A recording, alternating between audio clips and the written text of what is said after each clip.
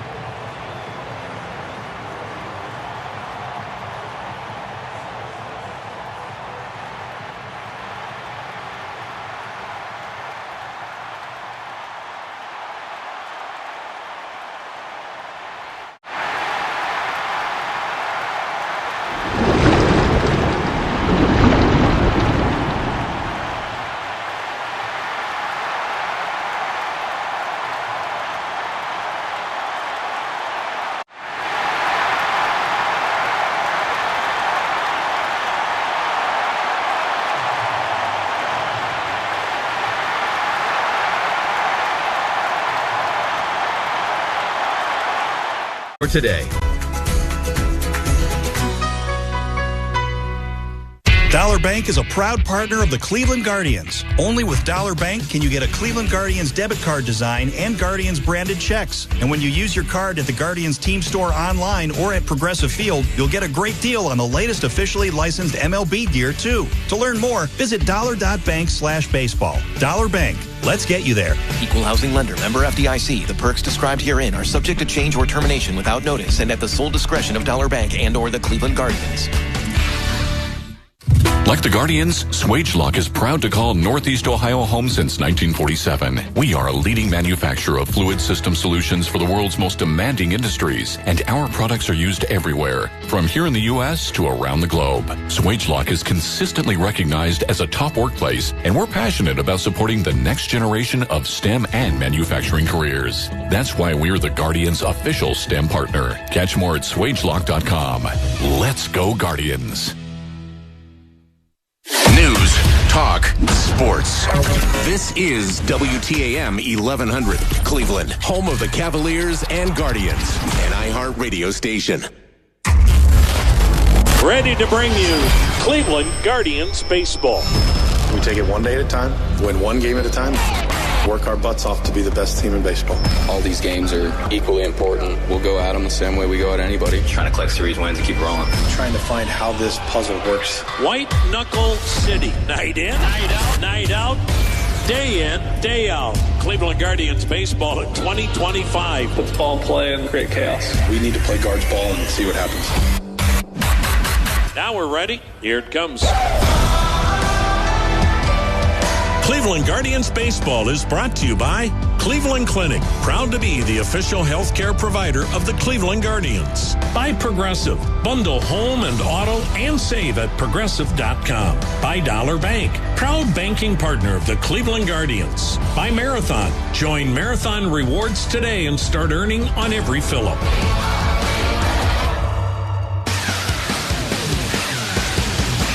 Good afternoon once again, everyone. Welcome back to Progressive Field downtown Cleveland.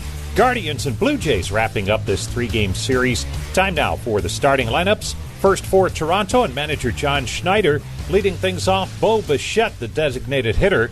Nathan Lucas in right.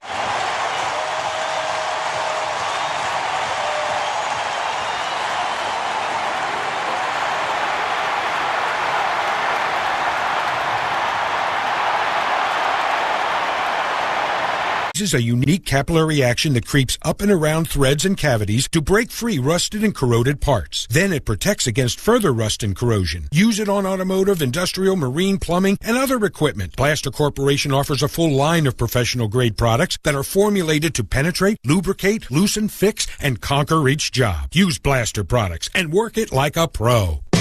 Brilliant Electric Sign Company is Northeast Ohio's largest full-service sign company, serving their clients for over 95 years. Brilliant designs, fabricates, and installs. A wide range of interior and exterior signage and graphics that will help separate your business from the competition, including LED letter sets, pylon signs, message centers, graphics, and wayfinding signs. Contact the experts at Brilliant Electric Sign to provide you a state-of-the-art signage solution that will grow your business. Visit them at brilliantsign.com. For over 40 years, Car Parts Warehouse has been Northeast Ohio's choice for replacement auto parts for Cleveland Guardians fans. Locally owned and operated, Car Parts Warehouse is over 450 employees and 23 locations dedicated to providing you with the right parts at the right price right now. Car Parts Warehouse prides itself on its knowledgeable sales staff and huge inventory of top-name brands like AC Delco, Mopar, Motorcraft, Brembo, Moog, and Monroe. Be sure to stop in for a free set of windshield wiper blades on your birthday. No purchase necessary.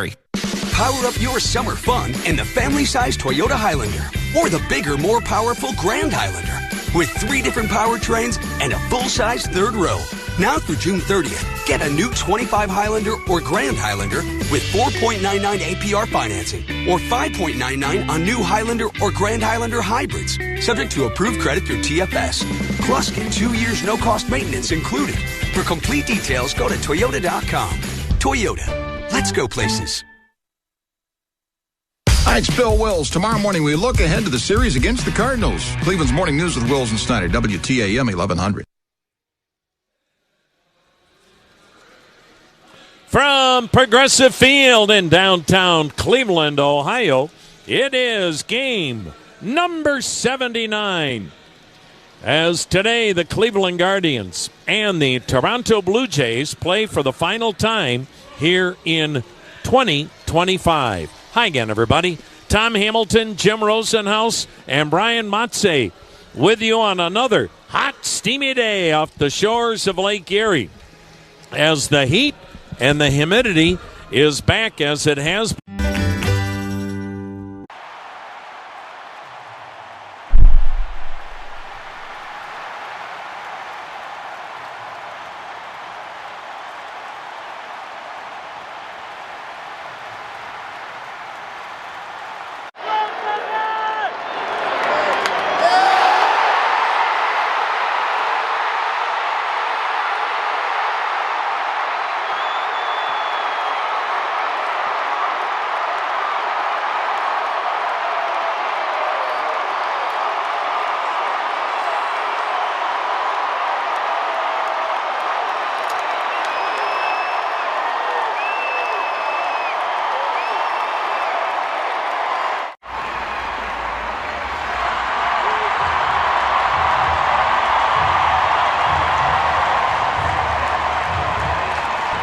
But the reality is, everybody seemingly is still in the chase for a playoff spot at this time of the year because of the additional wild card spots. And right now, if the season were to end Tampa Bay would be the number 1 wild card team. Toronto would be number 2. Seattle would be number 3.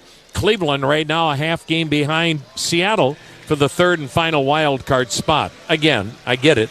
It's early, and it's probably too early to even go there, but it's still fun to look at, and that's what makes this baseball journey such a fun one, and why you got to kind of stay even keel as the players and the manager and the front office do, because one week it looks like, hey, let's get ready for a deep October run, and a week later, no matter what team we're talking about, it's like, the end of the earth is right around the corner. Umpiring crew today, Tom Hanahan behind the plate, Ben May at first, Roberto Ortiz at second, and the crew chief is Bill Miller at third. 325 down the lines, 370 to left center, 375 to right center, 400 to dead center. The breeze is blowing out, and in this heat and humidity, the ball will jump out of here. 19-foot wall from the left field corner to center, and then from center to the right field corner, the wall 9 feet high. Really a neat moment before today's ball game. The first pitch ceremonial tosses were done by a couple of good buddies and a couple of key members of that World Series team of 9 years ago. Jason Kipnis and Lonnie Chisenhall threw out the first pitches today to their former teammate, the 2-time Cy Young Award winner, Corey Kluber. And then right in front of the Cleveland dugout on the third base side of the ballpark as they departed the field. Really a neat photo taking place with Corey Kluber, Jason Kipnis, Lonnie Chisenhall, Jose Ramirez, and Carlos Santana, all 5 teammates on that 2016 World Series team. Can you believe it's already been 9 years since that magical October run? Man, where has the time gone? But kind of a neat remembrance of that special time here in Cleveland to see those guys all together getting a picture. And you talk to them, and they won. The 3 guys retired look like they're in better playing shape than almost anybody in the major leagues, and they all say the same thing. What a great year in October that was here in Cleveland. All right, Tanner Bybee to face Bo Bichette to start the game. Righty-righty matchup. Tanner Bybee into the motion, and today's first pitch, and it's in there, a strike, and we're underway at the corner of Carnegie and Ontario. Game time temp of 85 degrees. Tanner Bybee, 6'2", 215 pounds, 26 years of age. Fastball, sinker, cutter, curve, slider, change. The next pitch waved at, threw the fastball right by him, and the count now 0-2. Tanner Bybee has pitched as well against Toronto as he has any team in his young career. 3 starts, all 3 have been wins. Career ERA of 2 against the Blue Jays. Bybee into the motion, the 0-2 to Bichette. Just a touch outside, 1-2. Bo Bichette, 3rd in the American League in base hits. He has had a great bounce-back year, DHing today, batting .276, 11 homers, 48 RBIs. He will be a free agent. Now the 1-2. Swung on, ripped foul off to the right. Bichette's coming off what had been a really rough 2024 campaign. He was out half the year. And boy, is he putting up big numbers in his walk year. And remember, he's only 27 years of age. Now the 1-2. Swung on, foul back. There will be a lot of folks that want to get their hands on Bo Bichette this winter. He is going to make a lot of money. Just underway, scoreless off the shores of Lake Erie. Bybee rocks into his delivery and the 1-2. Swing and a foul back. Good job by Bichette to spoil some really tough 2-strike pitches. And Tanner Bybee right now throwing that sinker in the mid-90s. He's angled third base side of the rubber toward the hitter. Into the motion. Here it comes. And it's fouled back. Good breaking ball that he was able to again fight off. So that's 7 pitches and counting. That time he stayed alive, fouling off the slider. Outfield plays Bichette the other way toward right, fairly deep. Now the 1-2. Swing and a miss. That time he moved the pitch in on the hands of Bichette. And Tanner Bybee on a changeup and an 8-pitch at bat strikes out Bo Bichette. One down. Here's the left-handed hitting right fielder, Nathan Lucas, batting .257, 4 homers, 22 RBIs.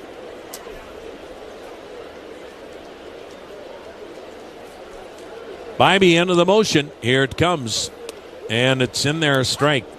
Boy, a couple of big thumpers out of the lineup today as catcher Alejandro Kirk and the veteran George Springer both getting the day off. Bybee wheels into his delivery and misses outside with it. And the count 1 ball, 1 strike. Lucas, a .257 hitter, 4 homers, 22 RBIs. Bybee's pitch, way outside, ball 2, 2-1. Stephen Kwan is in left field today. Angel Martinez is in center. Lane Thomas is in right. And can explain the reasoning behind why it's Martinez in center and Thomas in right, not vice versa. The 2-1 pitch. Good looking backdoor curve for a strike, 2-2. Manager Stephen Vogt was saying, right now at this point in his career, Angel Martinez is much more comfortable in center than he is in right, and Lane Thomas very comfortable both spots. The pitch swung on, grounded sharply to third, gobbled up by Ramirez, and he throws over to get Lucas. 2 down. So that's why Lane Thomas is in right and Angel Martinez in center. And more so that's because for Angel Martinez, just more comfortable right now in center the right, and Lane Thomas, he's terrific in both spots. On the dirt, Kyle Manzardo at first, Daniel Schneemann at second, Gabriel Arias at short, Jose Ramirez at third, Bo Naylor catching. 2 down, no score. Vlad Guerrero Jr. fouls it back, strike 1 as he took a mighty cut. Finally got a home run last night. He is not having the power year that you would expect from Vlad Guerrero Jr. In fact, his OPS is good, 837, but not what we're used to seeing. That pitch inside, and that evens the count at 1-1. Last year, he had an OPS of 940. So he was 100 points higher a year ago with his OPS than this year. 2 down. No score, the 1-1. Swung on, chopper back up the middle. Near second, gloved by Schneemann. Second baseman throws out Guerrero. And a 16-pitch first inning for Tanner Bybee. Jays go in order. Guardians coming to bat. Cleveland Cliffs American-made steel touches every part of our lives. From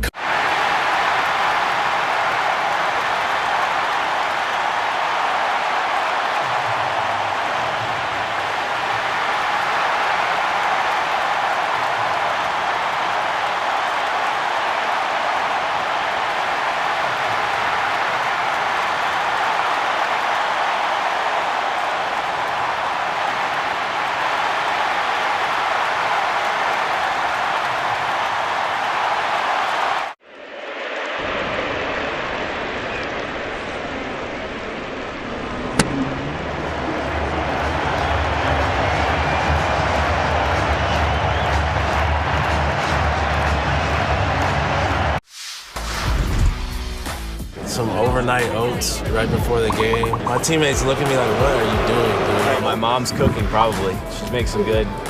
She's got a tuna fish casserole. That's pretty good. Okay, I went 5 for 5. I need to eat the same thing. Last time, Saturday, I ate arepa with eggs, and then next day, I gotta eat arepa with eggs. So my mom make it for me, and then when my mom is with me, everything's good. I save a lot of money. Estamos lindo.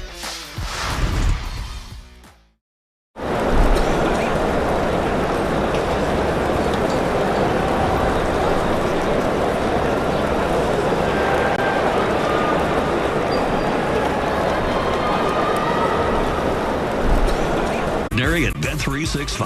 Bet365, the official sports betting partner of the Cleveland Guardians. 21 plus only. Must be present in Ohio. If you or someone you know has a gambling problem and wants help, call or text 1-800-GAMBLER. Terms and conditions apply. Make WTAM 1100 a preset on our free iHeartRadio app and listen to Guardians Baseball. Been a tough go this year for right-hander Kevin Gausman, and he'll face Stephen Kwan to lead off the bottom of the first. We are scoreless on a hot, steamy day in Cleveland. Gausman's pitch, Kwan takes, and it's in there, a called strike. Gausman, 6'2", 190, 34 years of age. A record of 5-6, but an ERA of 4.60. Now the 0-1 pitch. Fouled at the plate, and the count 0-2. That got a piece of home plate umpire Tom Hanahan. Stephen Kwan batting .307, 6 homers, 24 RBIs. Gausman in 15 starts, no complete games. He does go 6 innings a start. 9 strikeouts, 3 walks per 9. He's given up 12 home runs this year. Tanner Bybee has yielded 15. Pitch to Kwan, and it's in the dirt. But Gausman, last year, had his 4th straight season in which he won 12 games or more. But he's just not been as sharp this year. Now the 1-2. And Kwan, fouling it back, will do it again at 1-2. Jonathan Clase is in left. Miles Straw in center. Nathan Lucas in right. Vlad Guerrero Jr. at first. Andres Jimenez at second. Ernie Clement starts at short today. Addison Barger at third, and the catcher, and a good one, Tyler Heineman. Now the 1-2 delivery. Kwan takes. Not sure what was wrong with it. Ball 2, 2-2. Wow, that was a pitch. You wonder when it's that close how you can take it, but that tells you how much confidence Stephen Kwan has in his knowledge of the strike zone. The pitch, and he fouled it back. Still a 2-2 count. Well, in the first 4 innings of today's game, if Cleveland can score 4 runs or more in any inning, Charles Walsh of Wycliffe will win 4 Bridgestone tires from the great folks at Conrad's. Now the 2-2. Swung on line to left field, near the line, coming on, diving backhanded attempt by Clase. He caught it. He gets up, throws to second, tag on the sliding Kwan. Nobody is making a call at second, but it looked like the call at third was made as a catch by Bill Miller. So now we may have the umpires gather or a challenge. It was a backhanded diving, great attempt by Clase. The fact he came up throwing would be an indicator that he knew he didn't catch it. And then the throw to second was close on the sliding Kwan, but the second base ump, Roberto Ortiz, never made a call. So the call is being challenged as far as a catch. What's going to be interesting here, and I wonder if this is what John Schneider is going to ask, we could have a double challenge here because no call was made at second, safe or out on Kwan.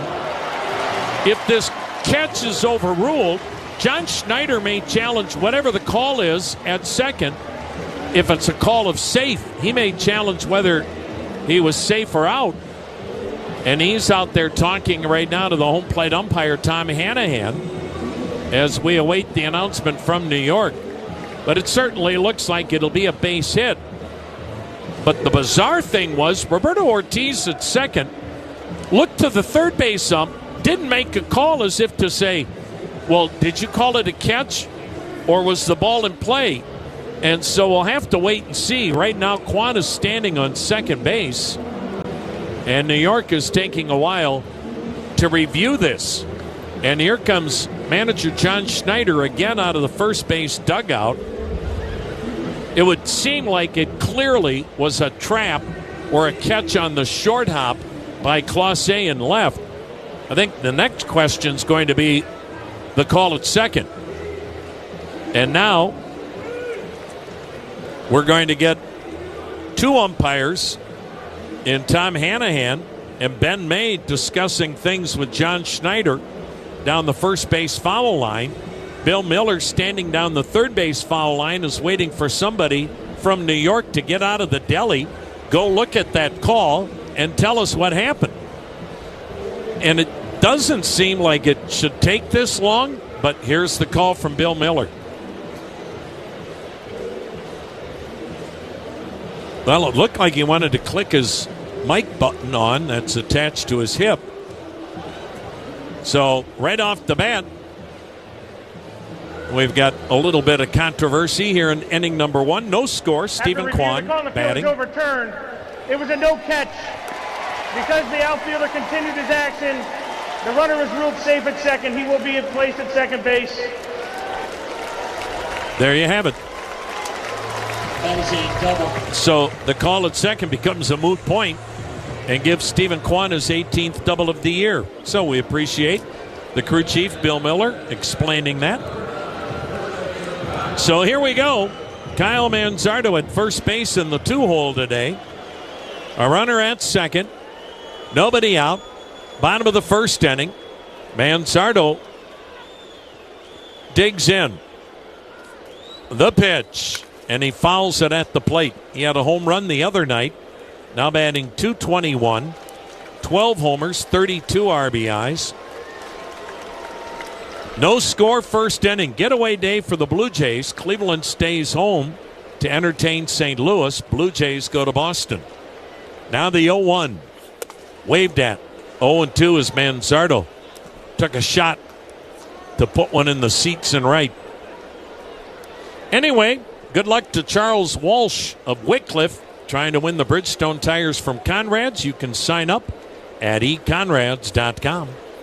Now the 0-2 to Manzardo. Pulled it foul off to the right. Thing about Gausman that makes him tough is that splitter that he just threw to Manzardo. He gets you to 2 strikes, and that splitter is a devastating weapon. He's throwing mid-90s fastballs, sinkers. He's also got the slider and the split finger. He's a good one. Now the 0-2 delivery. Fouled off.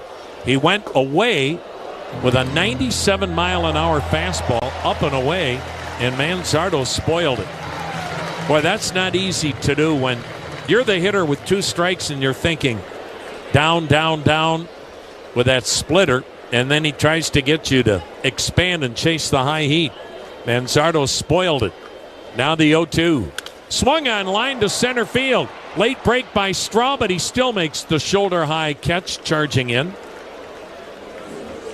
Miles Straw, in this series, in case you needed reminding, has shown how incredibly smooth a center fielder he is. He is some kind of special out there. All right, here's Jose Ramirez. Got the walk-off game-winning base hit last night.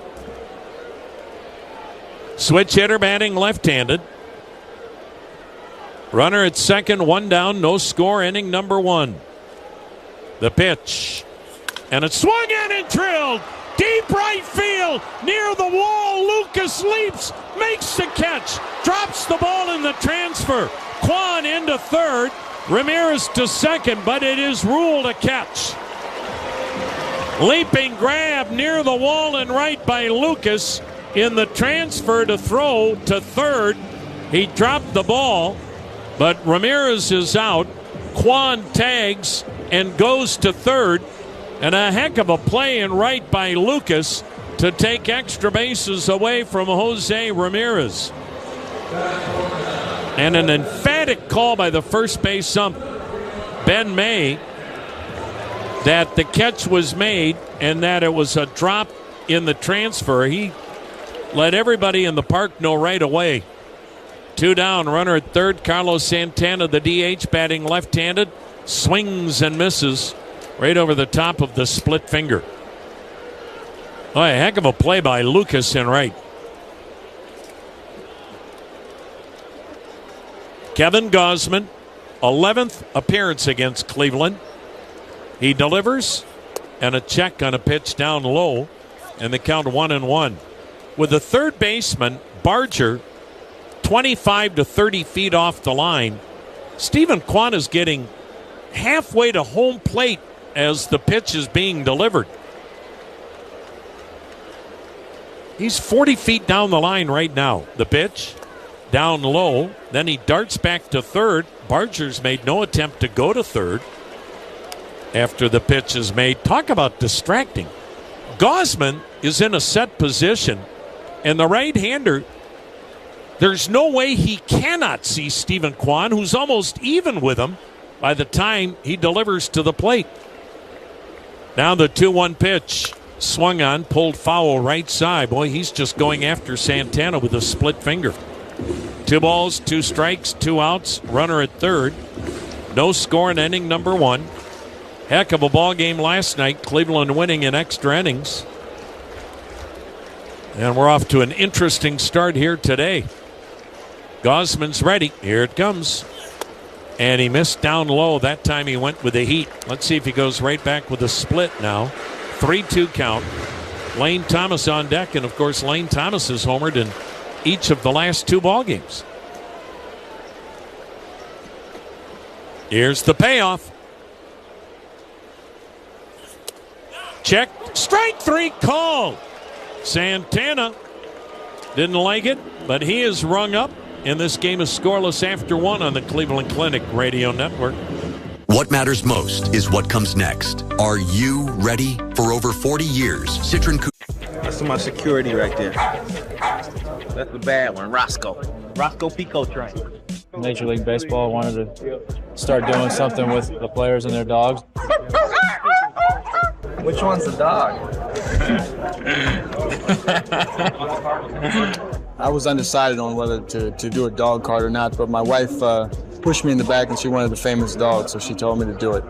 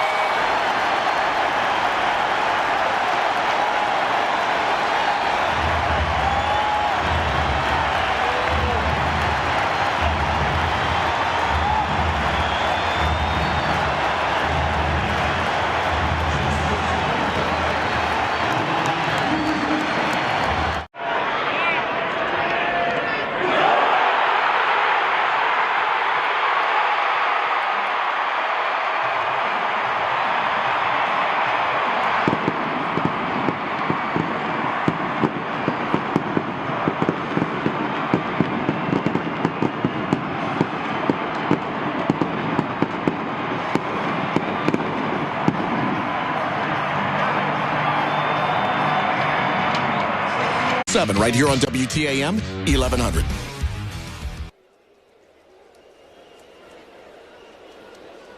Second inning is upon us. No score. Addison Barger, the cleanup hitter today at third base, left-handed swinger. Tanner Bybee dealing, and Barger looks at a backdoor curve that stays high for ball 1. When you've got rust to bust, use PB Blaster. Cleveland original since 1957. PB Blaster, always working like a pro. The kick and delivery went right back to it and didn't get the breaking ball for a strike. High and wide, 2-0. Barger, open stance for the left-handed hitter. Hitting .262, 8 homers, 24 ribbies. Now the 2-0. High, ball 3. Tanner Bybee comes in with a deceiving 4-7 record. His earned run average, a solid .386. 15 starts prior to today, 1 complete game. He pumps one in there to make it 3-1. Got his first ever complete game in his last outing in Sacramento. So he goes 6 innings to start, 8 strikeouts, 3 walks per 9. The pitch. And it's in there again. Called strike. Full count.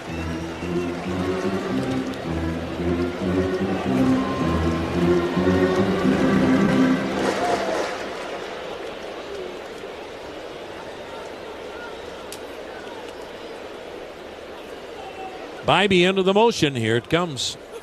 Swing and a miss. Came back from a 3-0 count, and he strikes out Barger.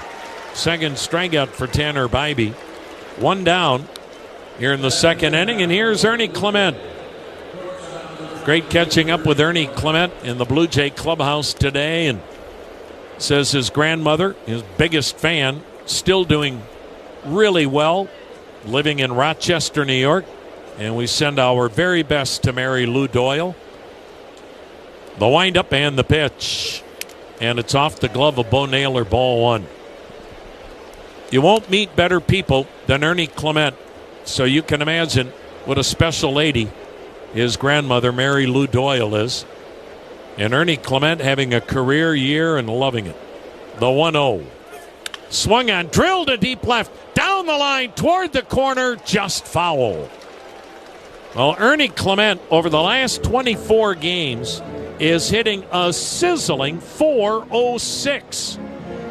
And on the year is now batting .307. 4 homers, 20 RBIs. And just like his days in Virginia, they're playing him all over. Today, he's at short.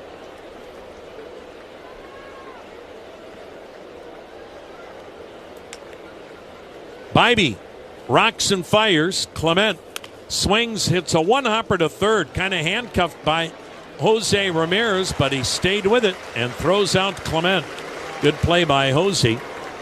That is out number 2. Here's Andres Jimenez.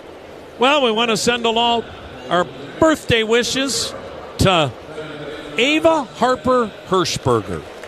Ava Harper, birthday number 2 today. Her mom and dad, Matthew and Natalie Hirschberger. Happy birthday to Ava Harper. The pitch. A swing and a foul pulled through the coaching box at first, strike 1. Well, Ava's got great parents as well. Ron and Maggie Butchko. The 0-1. Swing and a miss, pulled the string. Good changeup, 0-2. So I'm guessing Grandma Maggie is going to have a big cake. So all the best to the Hirschbergers and the Butchkos. Second inning, 2 outs, nobody on. Nice crowd on hand. The pitch. Swing and a miss. Ball momentarily eluded Naylor, but he picked up the curveball. Tagged out Jimenez. 3 strikeouts for Bybee, who's 6 up, 6 down, following the lead of Gavin Williams last night. We are scoring.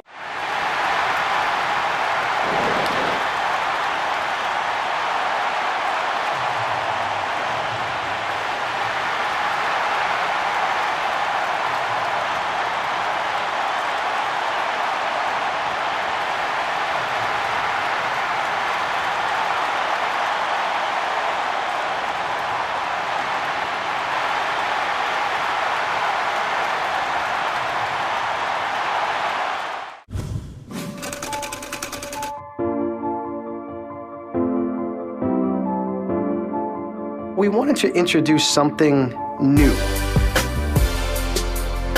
And then working in some of our past and what the past can look like in the future. I think our players absolutely love it, and our fans, we think they'll learn to love it, especially if you can win in it. You know, that kind of solves everything.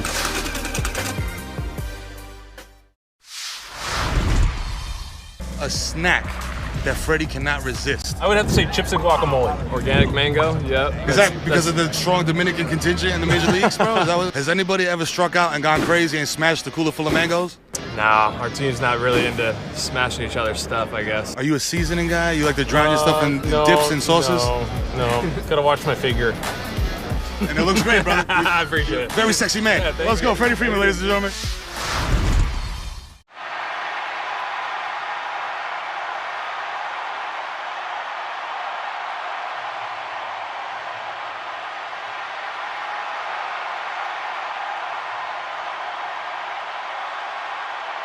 Get in the zone, AutoZone. Restrictions apply. Clay Travis and Buck Sexton. News and politics and who knows. Noon to 3 tomorrow. WTAM 1100.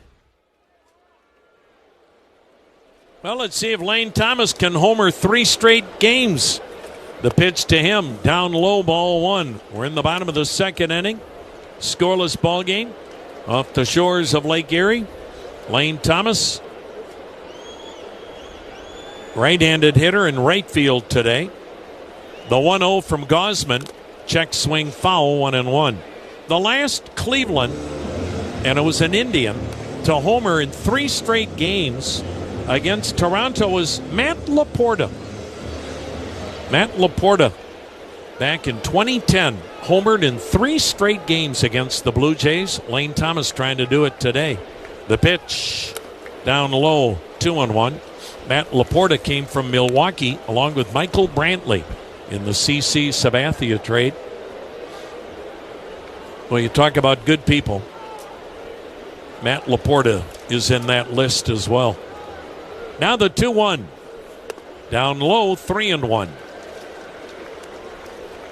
Matt Laporta was one of the superstars in college baseball when he was a Florida Gator. First round pick by Milwaukee. He went in the top 10 picks of the first round. Lane Thomas had 1 home run this season until this series. Now the 3-1 from Gausman. And he took it, strike 2. Lane feeling like he's getting his timing back. I mean, again, you miss all of spring training, and we've talked ad nauseum about that. Man, it's hard to catch up. But a lot of baseball yet to be played. We still haven't played half the season. Now the payoff, down low, and he draws the walk. That's when you know Lane Thomas is locked in. He didn't expand. He didn't chase. And even though he's red hot, take what the pitcher will give you. So he'll take a leadoff walk. Here's Daniel Schneemann, batting .238, 8 homers, 21 RBIs, left-handed batter at second base. Second inning in a row, the leadoff man gets aboard for Cleveland. No score yet. The pitch to Schneemann, and it's way outside. Well, the Guardians and Cardinals open up a 3-game series tomorrow night. Sugardale, Dollar Dog Night, free T-shirts, Dollar Bank fireworks, all tomorrow night. Get your tickets at CLEGuardians.com. Now the 1-0. Waved at, 1-1. Then it's a 4:10 start on Saturday, and then we start a little after noon on Sunday. Cardinals have really surprised a lot of people with their play this year. The pitch, runner goes. Pitch hit high, hit deep to left center. Straw on the run, Straw on the track. And the center fielder there to make the catch on the track in deep left center. Schneemann out, number 1. Lane Thomas back to first, and here's catcher Bo Naylor. Cardinals right now have a record of 44-37. They're 3.5 games behind front-running Cubs, and of course, they're playing the Cubs. You talk about an emotional series. When the Cubs and Cardinals play each other, families are divided. Here's Bo Naylor batting $174, 9 homers, 20 RBIs. Takes a called strike on the outer edge. Well, those two franchises have been going at it for decades. Basically, centuries. Naylor played deep. You're playing pretty much everybody deep today for both outfields because of the heat, humidity, wind blowing out. Naylor drives one fairly deep center, and just before he got to the track in right center, Miles Straw caught another hard hit ball. And again, Miles Straw just so effortless, so smooth, and goodness gracious, he truly is a gap-to-gap center fielder. Here's Gabriel Arias batting .233, 5 homers, 29 RBIs. 2 outs, runner at first. Cleveland, Toronto scoreless in the third. Gausman fires over, back with a dive is Thomas. Well, the Guardians are proud partners with Cleveland Cliffs. Now, that's America's iron and steel leader. And you can learn more by visiting cliffssteel.com. Gausman lets it fly, and he pumps one in there. A strike, fastball on the inside edge. Teams have really been attacking Arias with the breaking ball away, and he's got to get back to not chasing that.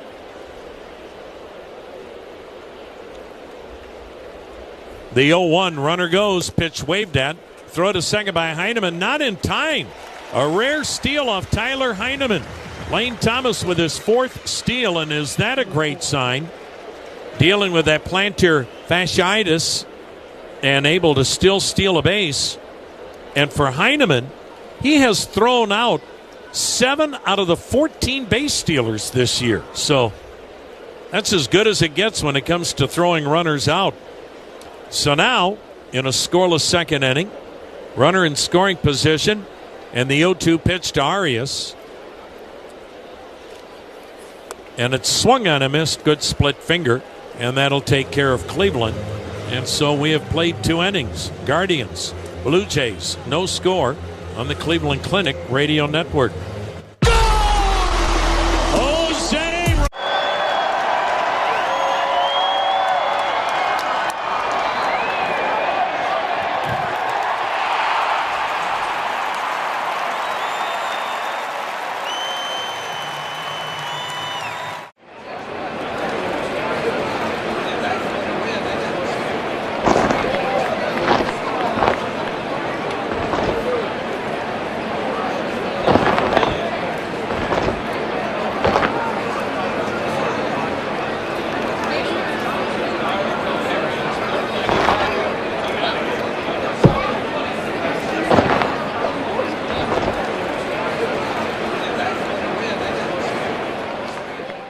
Yeah, mine was a tops now as well. I hit my first walk-off last year against the Mets.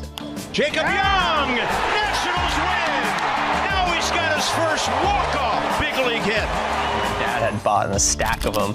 And I was like, I think we can get these results, but he went ahead and bought a stack for himself. Like business cards. There you go.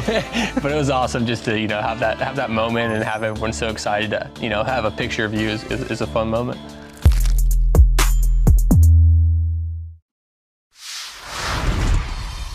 A snack that Freddie cannot resist. I would have to say chips and guacamole. Organic mango, yep. Is that because of the strong Dominican contingent in the major leagues, bro? Has anybody ever struck out and gone crazy and smashed the cooler full of mangoes? Nah, our team's not really into smashing each other's stuff, I guess. Are you a seasoning guy? You like to drown your stuff in dips and sauces? No. Gotta watch my figure. And it looks great, brother. I appreciate it. Very sexy man. Yeah, let's go, Freddie Freeman, ladies and gentlemen. When you need it, your severe weather station is WTAM 1100.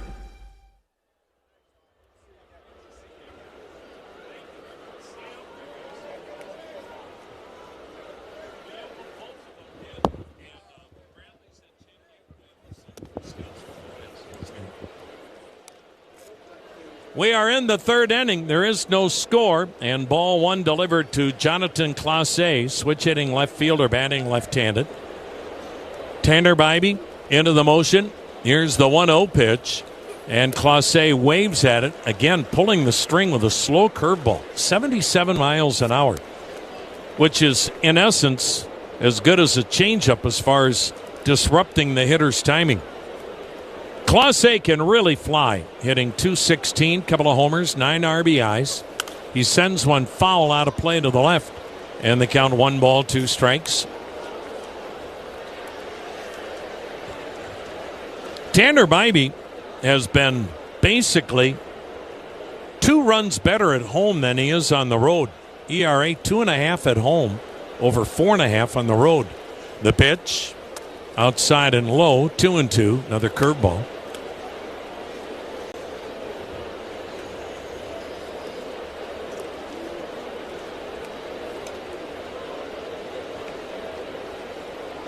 Bibee dealing. And the pitch swung on, skied in the air, shallow center in no man's land, and it drops between 3 Guardians. Loop single for Clase, first base runner in the game for Toronto. And that'll bring up the catcher, Tyler Heineman. Tyler Heineman, switch hitter, batting left-handed, batting .388. Couple of homers and 11 RBIs. Well, while Tanner Bibey's become the ace of this current Cleveland rotation, they're going to get another ace back sometime after the All-Star break. Shane Bieber continuing to really progress well now after that little hiccup. The pitch, Heineman takes down and in. And Shane Bieber will throw another bullpen tomorrow, so he's now off the mound throwing bullpens. And as he continues through that throwing progression, then after that, it's back to the minor leagues for more rehab assignments. Keep building that arm strength. Now the 1-0 inside it hit him. I mean, Heineman never even tried to get out of the way. And hit by the pitch, and now the number 9 hitter, Miles Straw, to the plate with 2 men on, nobody out. Is Miles Straw bunting? We'll see how John Schneider plays it. Carlos Fabulous goes through the signs, coaching at third. And Mark Budzinski, the longtime Cleveland minor league manager and coach, now at first for manager John Schneider. Cleveland comes in at the corners. Straw squares. Did he jab? Nope. Pitch was outside. Ball 1. Miles Straw this year has 5 sack bunts.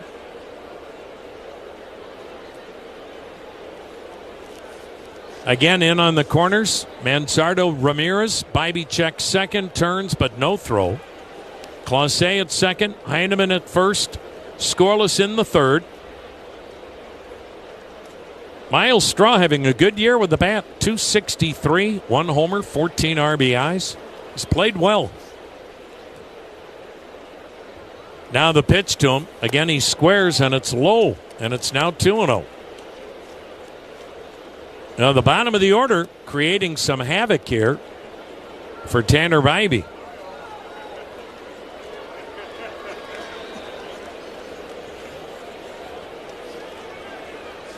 He delivers, and the pitch bunted to first. Manzardo booted it. Everybody's safe. Manzardo charging it, tried to backhand it. He wanted to throw to third, and he just booted the ball. And that'll be a sacrifice and should be an error on Manzardo. And is. And now the bottom third of the order has loaded up the bases, and you turn it over to the top of the order. And that's Bo Bichette, who is the 3rd best hitter in baseball with men in scoring position. Batting .408 with men in scoring position. Cleveland up at the corners, back up the middle. Bases loaded, nobody out, no score. The set and delivery. Swing and a jam job, foul to the right, strike 1. Boy, he got that fastball in on the thumbs of Bo Bichette, who struck out his first time up on an 8-pitch at bat. Bichette is a 2-time All-Star, and you would think he's got a pretty good chance to make this year's Summer Classic.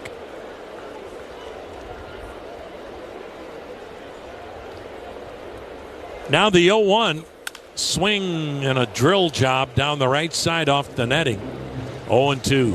One of the things about the Blue Jays that makes them so tough, they have struck out the fewest number of times of any team in the American League. And as a team, they're second in the American League with a .273 batting average with men in scoring position. So they hit when it counts. Now the 0-2. Breaking ball just a bit outside, 1-2. Toronto is second in the league with a team batting average, 6th in the league in runs, 4.5 a game, 3rd in the league in doubles, and 2nd in batting with men in scoring position. The pitch. Swung on and miss. He got him to chase the slider down and away. 4th strikeout for Bibey, and talk about huge. He gets Bo Bichette with the bases loaded for the first out in the inning. And now a double play ball could get you out of the inning unscathed and keep this game scoreless. Nathan Lucas, the left-handed hitting right fielder, grounded out his first time up.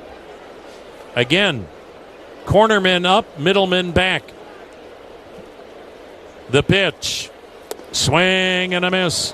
Another good changeup. And Tanner Bibee has a good curveball and changeup today and really mixing his pitches, which you have to do against this ball club. The fact that they strike out so little doesn't take away the fact they're extremely aggressive. The 0-1. Swing and a miss. Went back to the change. 0-2 on Lucas. He'll step out, take the batting helmet off, wipe the sweat off his brow, and climb back in.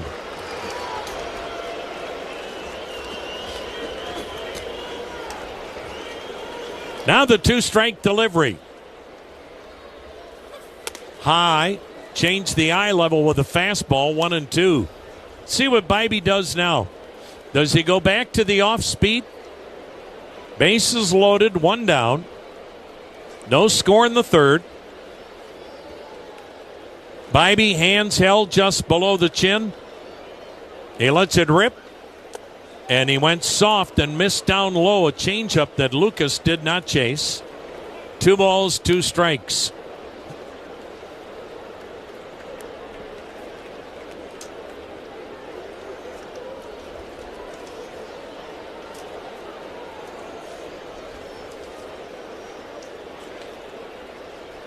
Bibee a little extra time.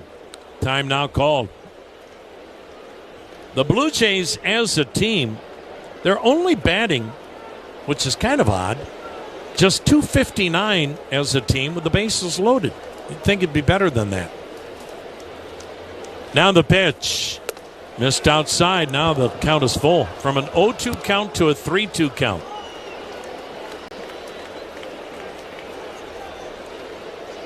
Blue Jays have hit 2 grand slams this year. Now the payoff pitch. Swung on, sliced down the left side, foul. And we'll do it again at 3-2. And Bibee really having to work here in the third. Clase started with a bloop single. Heineman hit by a pitch. Straw reached on a sac bunt error. Bichette struck out.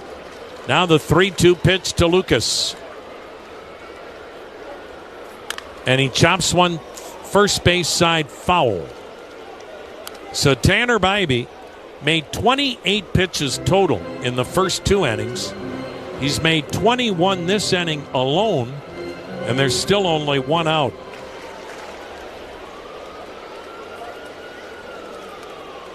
Bibee checks third.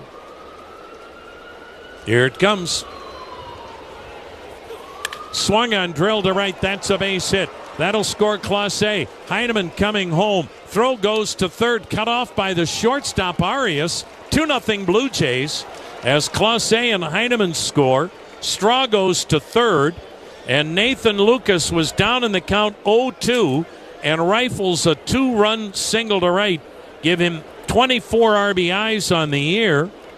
And that'll bring pitching coach Carl Willis to the mound as Tanner Bibee has gone from unhittable to a potential mammoth inning for Toronto. 2 in. Runners still at the corners, still only 1 out. And we take 10 seconds for a station ID on the Cleveland Clinic Radio Network. News, talk, sports. This is WTAM 1100, Cleveland, home of the Cavaliers and Guardians, an iHeart radio station. Tom Hamilton with you on a hot, steamy day off the lakefront, along with Jim Rosenhaus, Brian Motze. Toronto 2, Cleveland nothing. Third inning, Vlad Guerrero Jr., the batter, with runners at the corners, 1 out.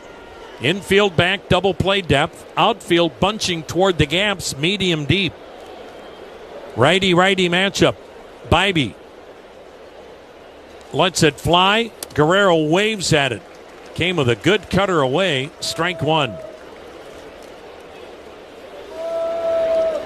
Now the Blue Jays, we mentioned, second best team in the American League hitting in the clutch. And Lucas, one of those unsung heroes, delivering.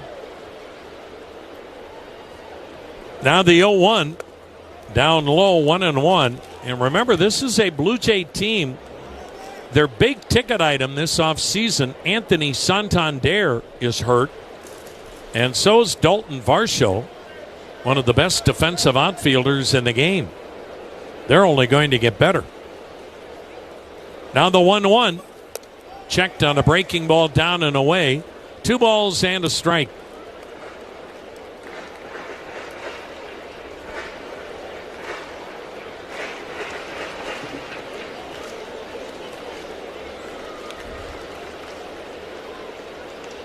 Guerrero grounded out his only time up.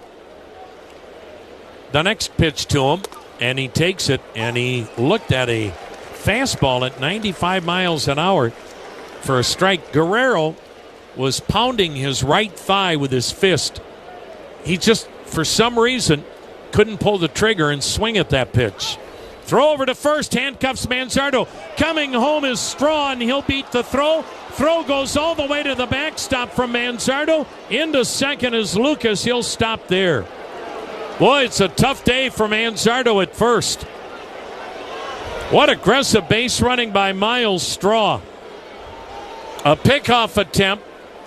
The throw was perfect, and it went off the glove of Manzardo, and Straw never blinked. Charged home from third, then Manzardo threw wildly to the plate. There could be 2 errors on Manzardo on that play, giving him 3 in the game. All this inning. And he's been charged with 2 errors on that play, 3 in the inning for Manzardo.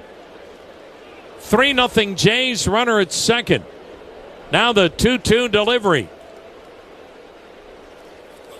Inside, and it nailed him on the hand. Guerrero's furious, looking out at Bybee, who goes, I'm not trying to hit you. And Guerrero hit on the arm or the hand,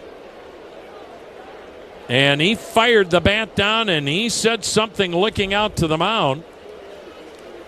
And Vlad Guerrero Jr. hit by the pitch. And Guerrero has now been hit by a pitch 6 times this year. And boy, I don't know that I have ever seen a first baseman charged with 3 errors in 1 inning. But that has happened to Kyle Manzardo here in the 3rd inning. And because of it, the Blue Jays have a 3-0 lead. First and second occupied, 1 out. And the Blue Jays still attending to Vlad Guerrero at first to see if he can stay in the ballgame. Right, and Tommy touched on it Tuesday night, a very sloppy game for the Guardians. Defense has not been as good this season, and with those 3 errors, 3rd most errors in all of baseball, and obviously costly here in the 3rd today. Here's Addison Barger, cleanup hitter, left-handed batter. Guerrero stays in the game. That's good news. 3-0 Jays, first and second, 1 out. And the pitch in there, a strike. And now you've seen Tanner Bybee have a blow-up inning pitch count-wise. He's going to make over 30 pitches this inning on a hot, humid day. Now the 0-1 pitch to Barger. Backdoored him, and a good-looking breaking ball for strike 2. Lucas at second, Guerrero at first. 3 runs in on 2 hits, 3 errors, and 2 hit batters. Now the 0-2.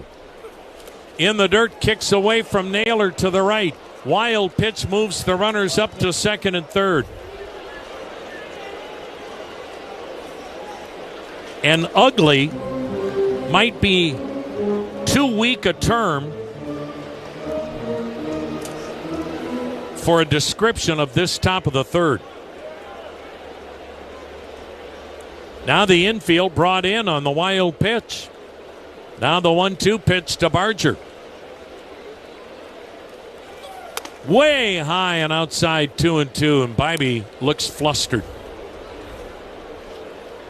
3 in, 2 in scoring position, and still only 1 out. Bybee sets, fires, swung on, ripped foul right side, still a 2-2 count. And Tanner Bybee now at 32 pitches here in the third inning alone. And it's a thin bullpen to begin with. Zach Kent brought up today. Nick Enright sent back to Columbus because they needed a fresh arm.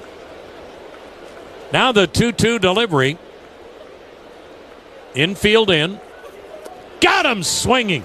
Good-looking curveball in the dirt. Naylor digs it out, throws to first to complete the strikeout.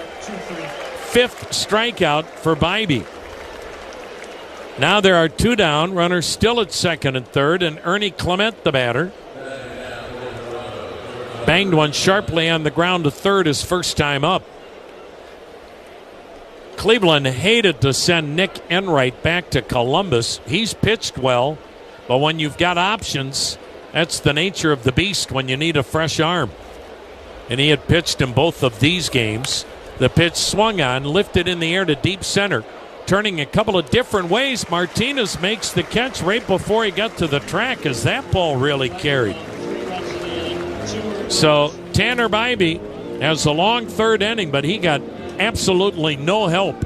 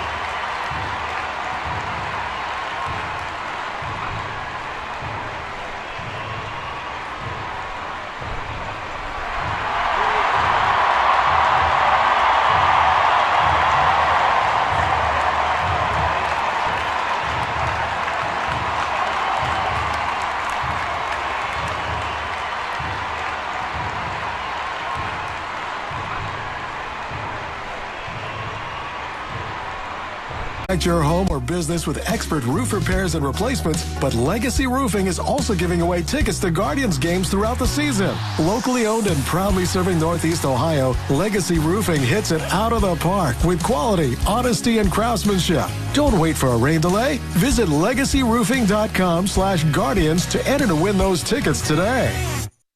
This is Bill Wills. Tomorrow morning, news, sports, traffic, and weather together on the 10s here on News Radio WTAM 1100. 3-0 Blue Jays. We go to the bottom of the third. Angel Martinez, the number 9 hitter and center fielder, leads it off batting left-handed. Kevin Gausman's ready, and the pitch. And it's in there, called strike. Well, it's early. Plenty of time left for Cleveland to climb back into this one, and a grand slam would certainly do the trick. And that would make Patrick Coy of Peninsula a winner of a Northern Ohio Hyundai gift package. Martinez fouling it back, 0-2. Visit HyundaiGrandSlam.com. Your chance to enter and win a prize pack. Angel Martinez, a .241 mark, 5 homers, 25 RBIs.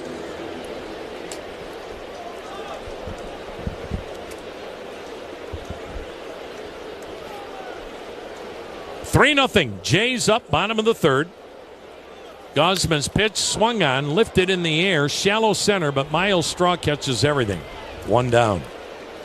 Top of the order, and Stephen Kwan, he doubled to left his first time up.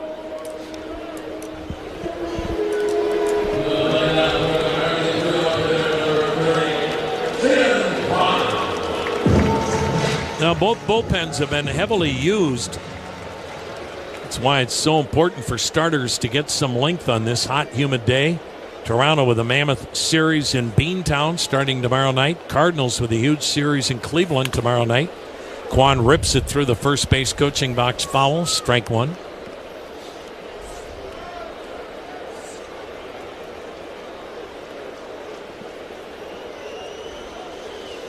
Cleveland in the month of June has only scored 3 runs a game. That's why their record's 9-12 this month. Kwan sends one back up the middle to his right, backhanded by Jimenez. The Gold Glover makes the play on Kwan. Normally you would say, well, there's a hard hit ball back up the middle into right center, a base hit, and then you forget, oh yeah, Andres Jimenez at second. Nothing gets by him either.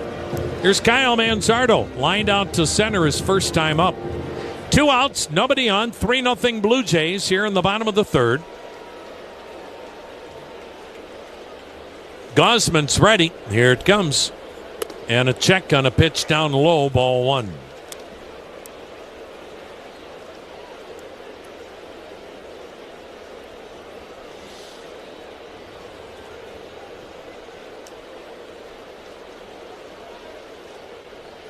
Now the 1-0, fouled back, 1-1. What is so stunning is that we're almost halfway through this baseball season, and in the American League, 12 out of the 15 teams are within 3.5 games of a playoff spot. 12!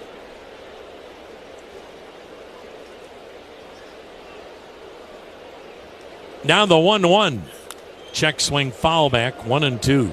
The only teams right now that are not playoff contenders are the old Philadelphia, Kansas City, Oakland, Sacramento, soon-to-be Las Vegas A's, along with the Baltimore Orioles and the Chicago White Sox. The pitch, swing and a miss. So, a strong inning for Gausman, and it's a 3-0 Blue Jay lead going to the 4th on the Cleveland Clinic Radio Network. The Guardians are the professionals on the diamond, and Peter & Company Jewelers are the diamond professionals.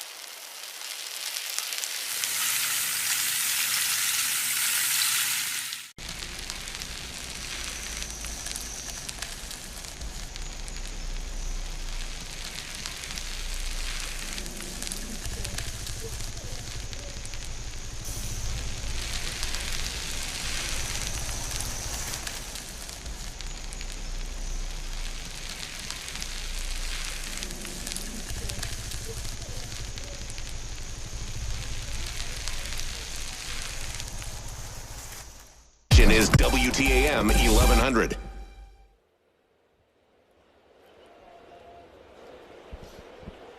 Tanner Bibee back to work trying to settle it down as the Blue Jays have that 3-0 lead. He faces Andres Jimenez to open the 4th inning, and Jimenez lines one foul out of play off to the left. 3-0 Blue Jays with 3 runs on just 2 hits, 3 errors in that 3-run 3rd inning committed by Cleveland first baseman Kyle Manzardo. Next pitch is up high for a ball, and it's 1-1. Well, what that did, Bibee ended up throwing 34 pitches in the inning, and he's up over that 60-pitch mark already. Here's the 1-1. Swung on, popped up foul, and out of play. Off to the left again. 1-2 the count on Jimenez, who struck out his first time up And one of the keys to this starting rotation that has been so strong in the month of June, they've been pitching deep into games, keeping their pitch counts low, but that'll be a challenge today for Bibee. Here comes the 1-2 pitch to Andres Gimenez. Swung on, bounced to the first base side, snared by Manzardo, flips to the pitcher covering, and Bibee's there in time for the out. So one down, and that'll bring up Jonathan Clase. Jim Rosenhaus along with Tom Hamilton. Great to have you with us for Guardians baseball on this hot, humid afternoon in downtown Cleveland. Brian Motze in the air-conditioned comfort of Command Center right up the street. Probably has his sandals on today. Very mean of you. Here's the pitch, and it's outside for a ball. The dedication Motze shows, the disrespect you give for a man that went to bed this morning as the sun arose. Clearly doing extra work during that time. Here's the 1-0, swung on and popped up. And this is into shallow left. Coming on is Kwan, and he makes the catch for the second out. Brian said he practiced all last night his station IDs. That's what kept him up all night. He has some of the most interesting sleep habits, but I feel like he always gets enough sleep over the course of a week's time. So there's that. And he always shows up ready to roll here for us, and we certainly appreciate that. 2 up, 2 down. Tyler Heineman steps in. Bibee delivers. Swing and a miss. It's only 3-0. It probably seems worse because of just the miscues in that 3-run third. But Bibee trying to keep it reasonable and see if the Guardians can get something going against Gausman. Here's the 0-1. Swung on. Bouncing ball to the second baseman, Schneemann. He's up with it. Throws to first. In time for the out, and a much-needed quick inning for Tanner Bibee. We head to the bottom of the fourth. 3-0 Blue Jays over the Guardians. If you dread buying a car, bet I know why. You don't like so.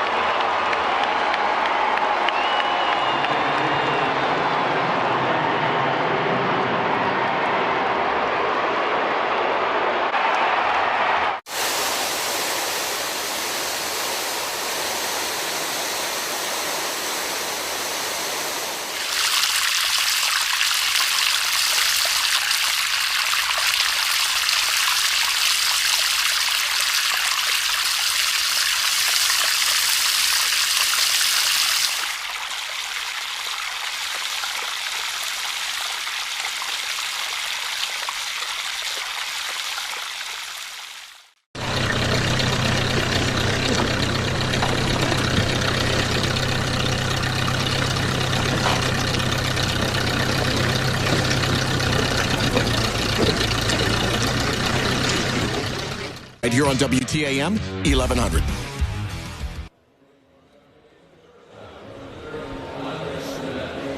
Welcome back to downtown Cleveland, Progressive Field. Guardians trailing 3-0 as we get ready for the bottom of the fourth. This reminder from Cleveland Clinic, take a deep breath. Cleveland Clinic, they are the leader in pulmonary care, and they thank the caregivers throughout the system for helping everybody live and breathe a little easier every day, especially during these hot summer months with some allergy issues going on. They'll take care of you at the Cleveland Clinic.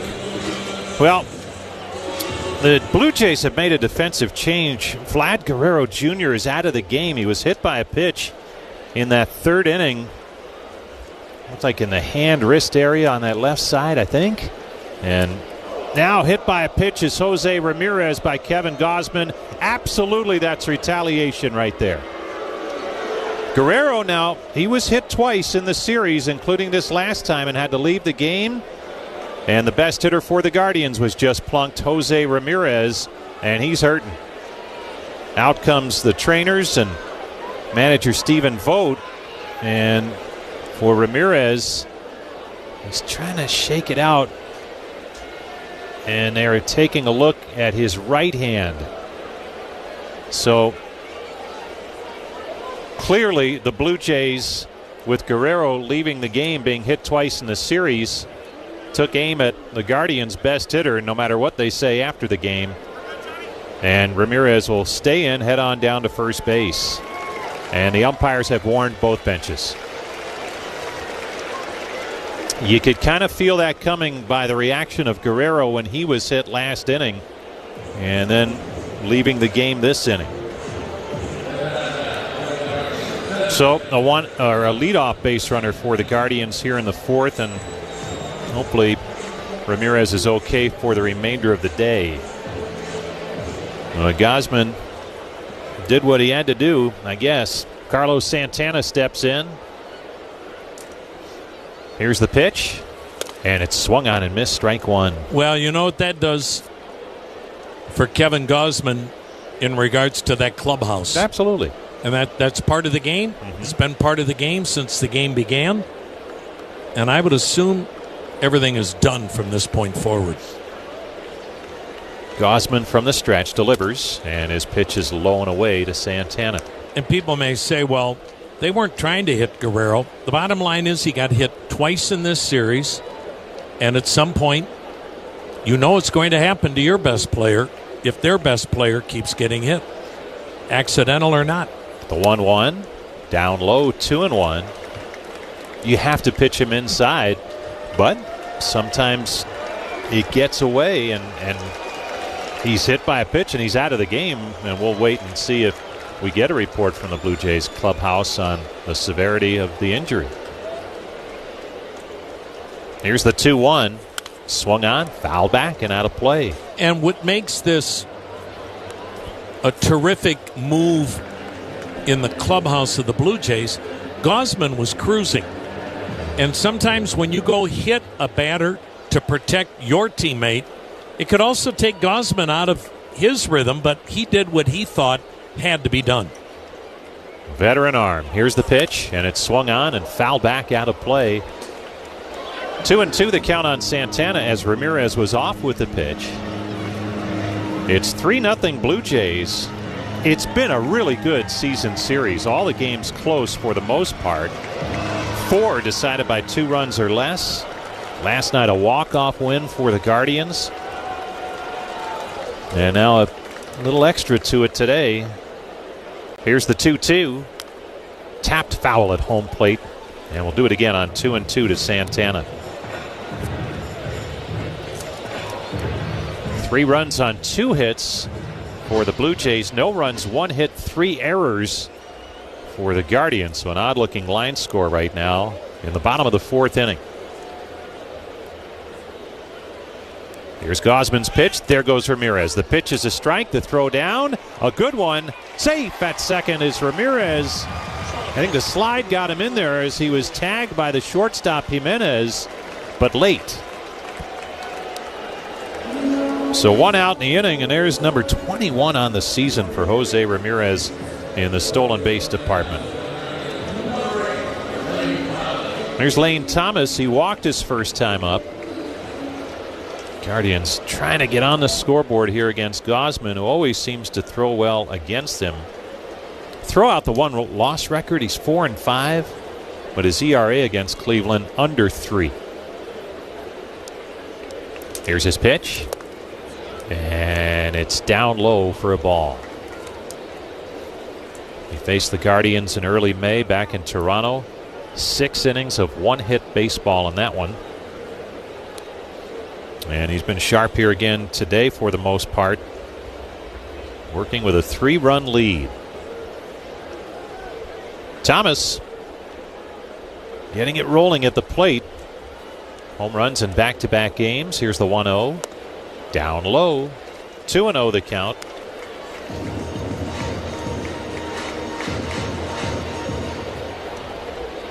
Good hitter's day here in downtown Cleveland. Warm and humid. It was 85 at game time. Probably a little warmer than that now.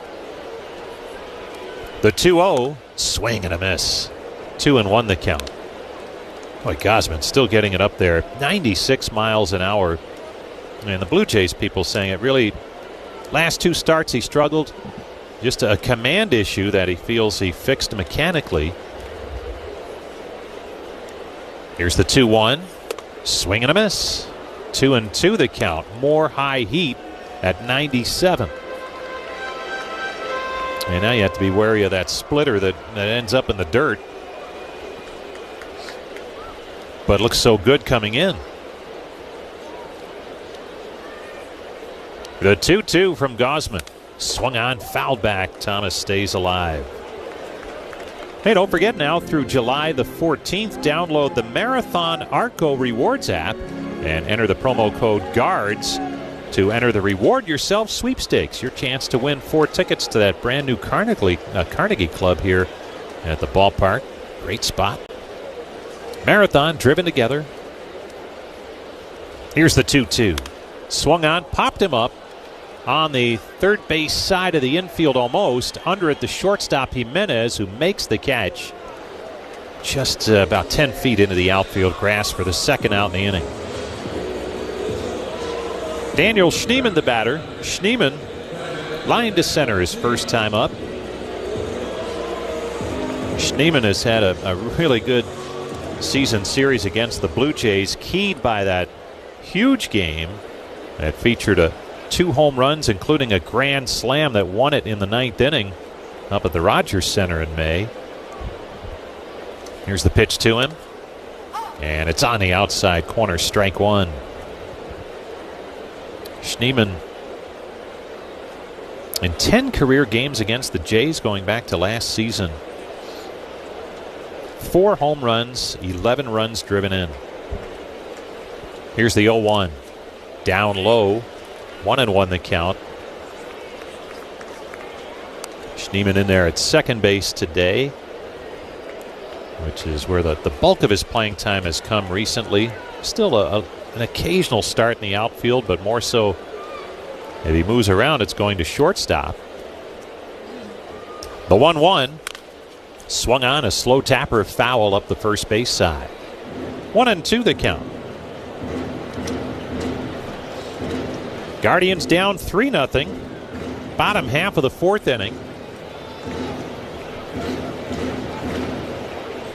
Cleveland came into play today, back to 2 games over the 500 mark. And that puts them right in the hunt, wild card wise, right around that halfway point of the season. They're close. The 1-2 swung on, and that's hammered deep right field. Back on it, Lucas, and he makes the catch to retire Schneemann and the Guardians. We head to the 5th. Toronto 3, the Guardians 0. Perry's Ice Cream and Baseball. Now that's a home.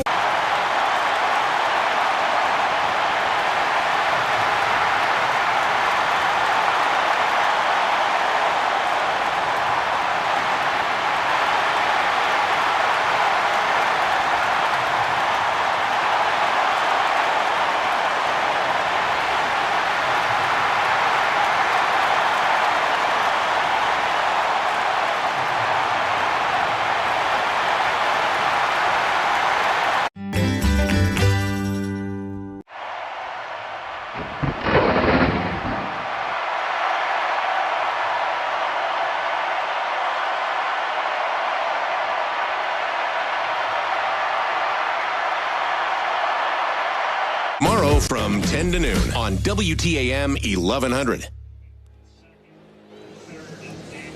Wholesale defensive changes for the Guardians, starting with Jose Ramirez being pulled from the game.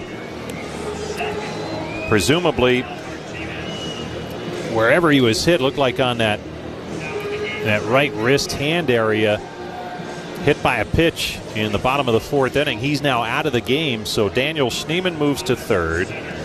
Angel Martinez comes in from center to play second.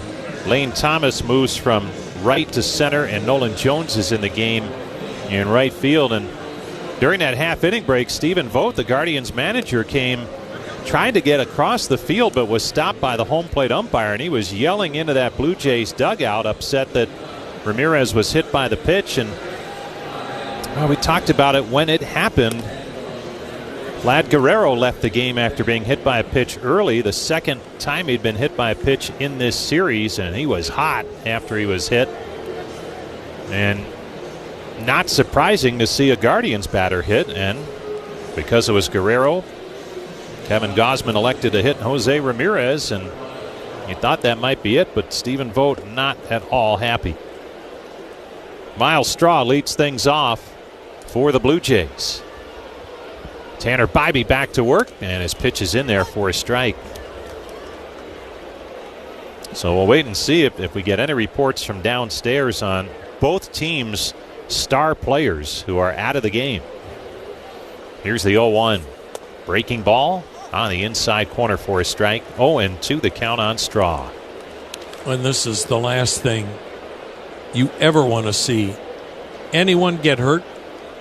But two of the superstars in baseball, Guerrero and Ramirez. Here's the 0-2 pitch. Bounced in there. 1-2. In both cases, it seemed like in that hand-wrist area. And so you just hope for the best that it's just precautionary at this point.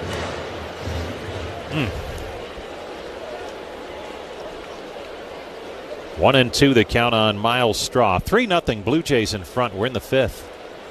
Here's the pitch. And it's swung on, looped into center field, a base hit for Straw. And the Blue Jays have a leadoff base runner as Straw is on base for the second time. I mentioned last inning, it's a part of the game, boy, but it can be a vicious part of the game. Yep. And honestly, I don't think you can have any complaints with the umpires, as they tried to nip it in the bud, but they also tried to be fair to both clubs. Here's Bo Bichette. The pitch, and Bichette lines it to center. Right there, though, is Thomas, who makes the catch. And there's quickly one out with that runner remaining at first base. So we'll keep you posted if we do hear something from downstairs on both teams' players who have been lifted due to being hit by a pitch. Nathan Lucas, the batter, 1 for 2. A 2-run single in that 3-run third inning. That's the difference. Lucas, 24 RBIs on the season. 6 have come against Cleveland. Here's the pitch, and it's low and outside for a ball. And the Blue Jays, they have some stars in their lineup, but you look at what Lucas has done this year, what Ernie Clement has done. A couple of veteran players who have waited a long time for a good shot to play a lot in the big leagues, and they are coming through with this year's Blue Jays. The 1-0, down low, 2-0. And you need that. Those are the types of stories you need. We saw it a lot last year with the Guardians. A lot of players having big seasons for the first time, and it adds up to a good year. Here's the 2-0. There goes the runner. The pitch is low and outside. No throw by Naylor. Straw steals the base, his 6th on the season. Bibee bounced back from that 3-run third that really was not his doing, with a 1-2-3 fourth, trying to get back in that dugout quickly. Here's again, it's only a 3-0 game. It just it seemed like a little bit wider gap than that, as there's a strike on the inside corner. Backing out of there is Lucas. He thought it was too far inside, but it's 3-1.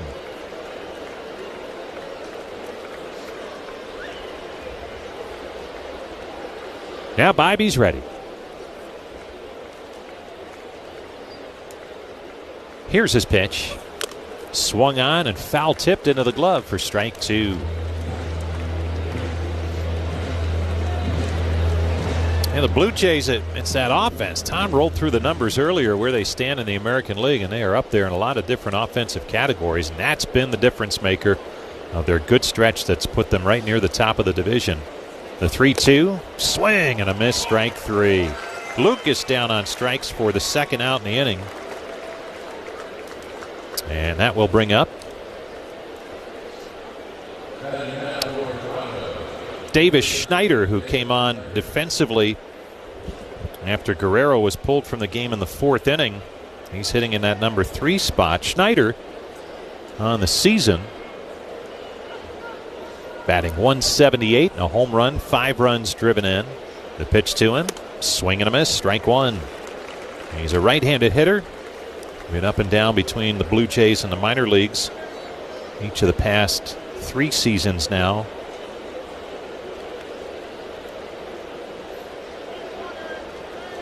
Here comes the 0-1 from Tanner Bybee. On the inside corner, strike 2. The cutter that time from Bybee. Miles Straw, the base runner at second. We're in the 5th. Guardians trailing 3-0. 2 down in the inning.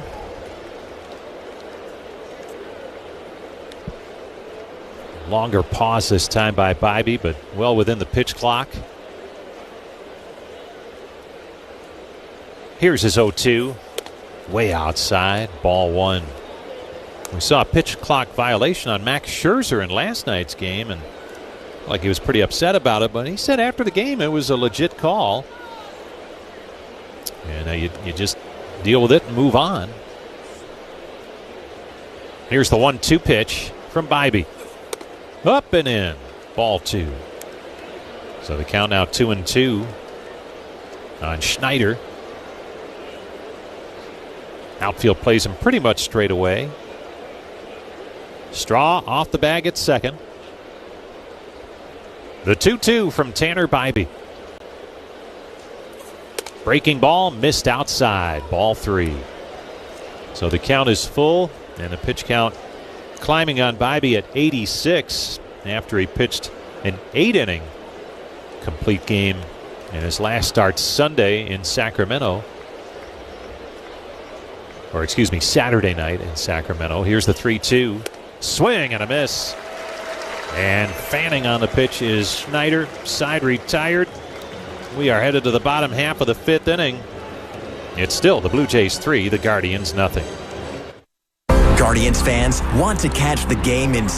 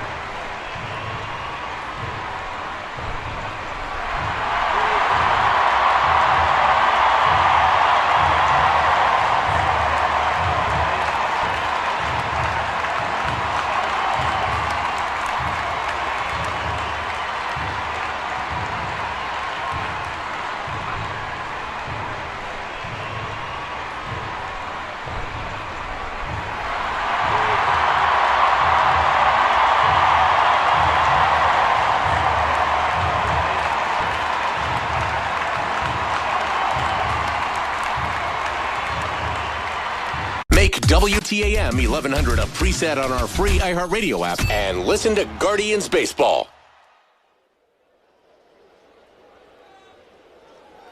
Bo Naylor, the batter for the Guardians, as we head to the bottom of the 5th inning. Kevin Gausman delivers, and the right-hander fires a strike on the outside corner. 0-1 the count on Naylor, who flied to center his first time up. Nice running catch made to the right of center by Miles Straw back in the 2nd inning. Here comes Gosman's 0-1 pitch. Swung on, and there's a pop-up down the left field line. Long run for anyone. It's tailing, and it bounces foul. Just foul down that left field line, beyond the reach of anybody. But it's 0-2 on Naylor. 3-0, Blue Jays in front.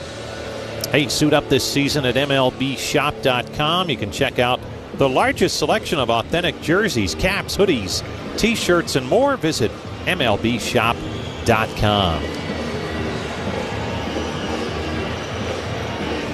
Naylor trying to get it going at the plate. He's had a couple of stretches this season where he's swung the bat well, but trying to find that good consistency. 0-2 the count on him. A little extra time for Kevin Gausman. Now the veteran righty fires with the 0-2. Splitter down low. And it counts now 1-2, and that's that pitch he gets a lot of strikeouts on, gets hitters to chase. But if he can lay off, most of the time it drops out of the strike zone. Here comes the 1-2 delivery. Swung on and popped up. Shallow center. Straw tracking it, and the center fielder makes the catch. One down here in the fifth. Hey, Dollar Bank is a proud banking partner of the Guardians with 28 locations across Northeast Ohio. They're ready to provide solutions to help get you there. Dollar Bank. Here's Gabriel Arias. Struck out his first time up. Big 2-run double in last night's win for Cleveland, the extra inning win.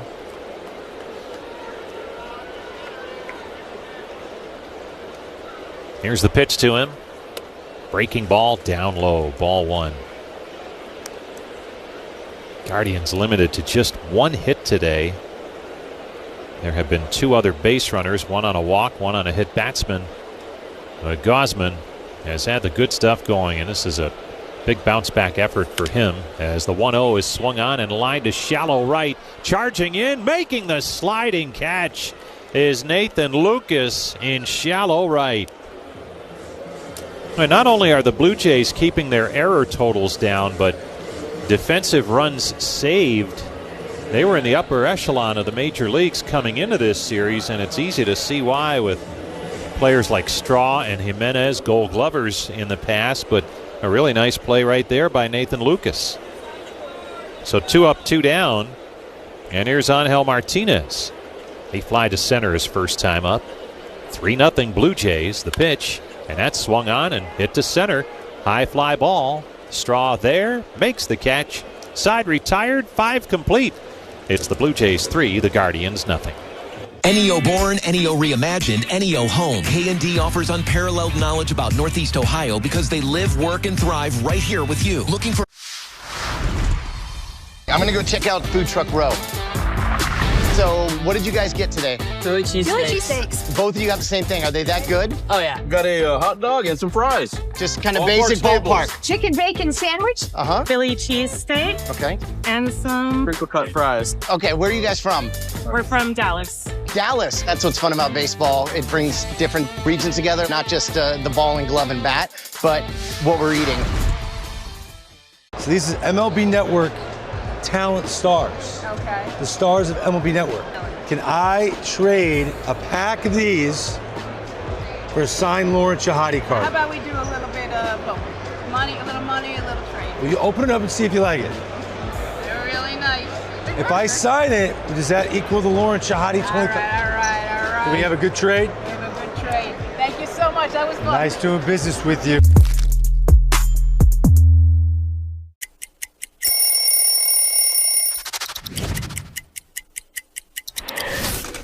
Wow. Old school D-backs jersey. This was our alternate jersey that we wore on Saturdays. I was the first team to wear the new colors. They called it Sedona Red. Don't mess up that color. Every time I wore this jersey, I would wear the high socks, black jersey, black hat. I just thought it was a really smooth look, and this is one that I'll never forget. Background checks, and Minutemen handles all the workers' comp and payroll. Reach out to them today. MinutemenInc.com. Hi, it's Bill Wills. Tomorrow morning at 6:50, we talk Guardians. Catch up with Terry Pluto, WTAM 1100.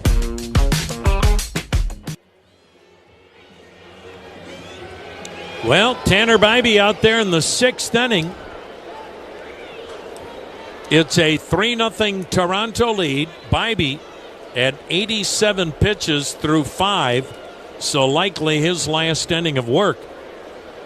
The one inning that really got Tanner Bybee was the 3rd, when Kyle Manzardo had 3 errors at first.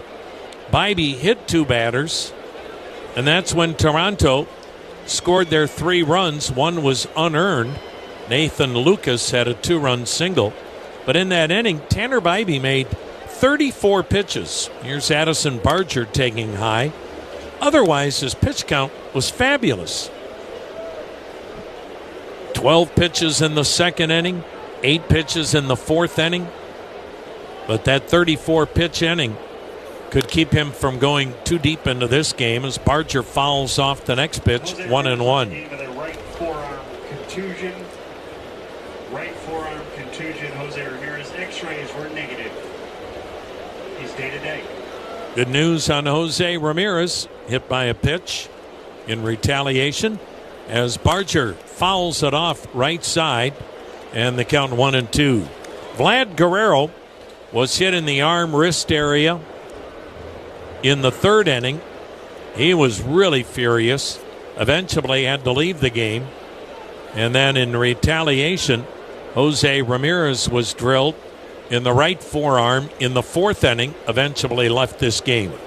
Barger swings, sends a liner to deep right. Nolan Jones creeping back in front of the track to grab it. But we are told X-rays were negative. And the good news for Jose Ramirez, he has a bruised right forearm. But boy, anytime you get hit in the arm, the hand area, you hold your breath. And the same goes true for Vlad Guerrero Jr. Nobody wants anybody hurt in this game. Here's Ernie Clement, 0 for 2. Both benches have been worn, so guys can get thrown out now on a pitch. The pitch, checking, it's down low, and he went around, strike 1.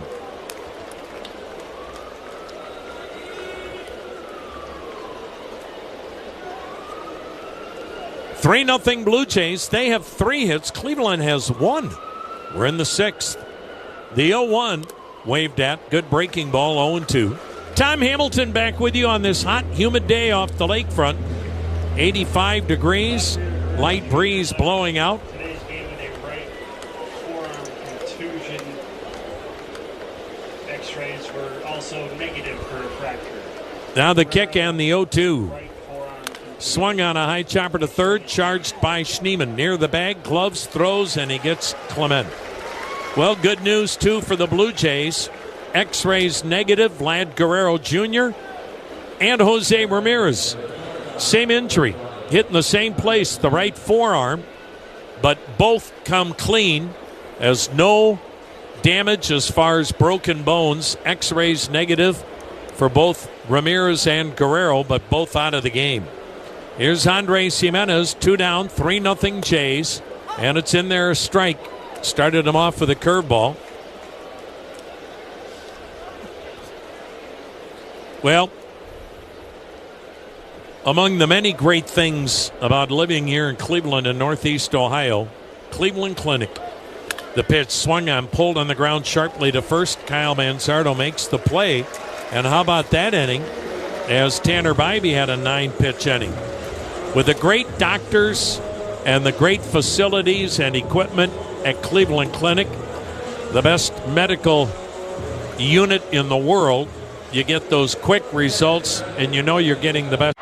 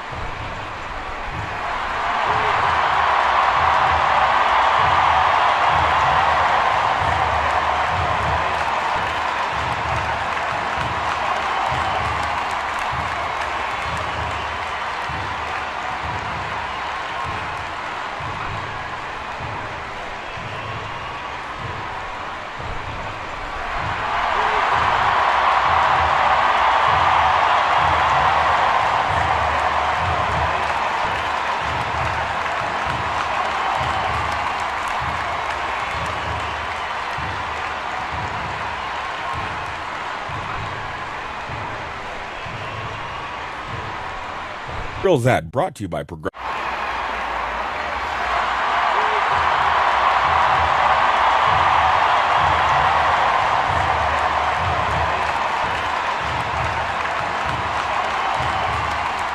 Get a $15 prepaid MasterCard after rebate when you buy 5 quarts of Mobil 1 full synthetic motor oil at O'Reilly Auto Parts.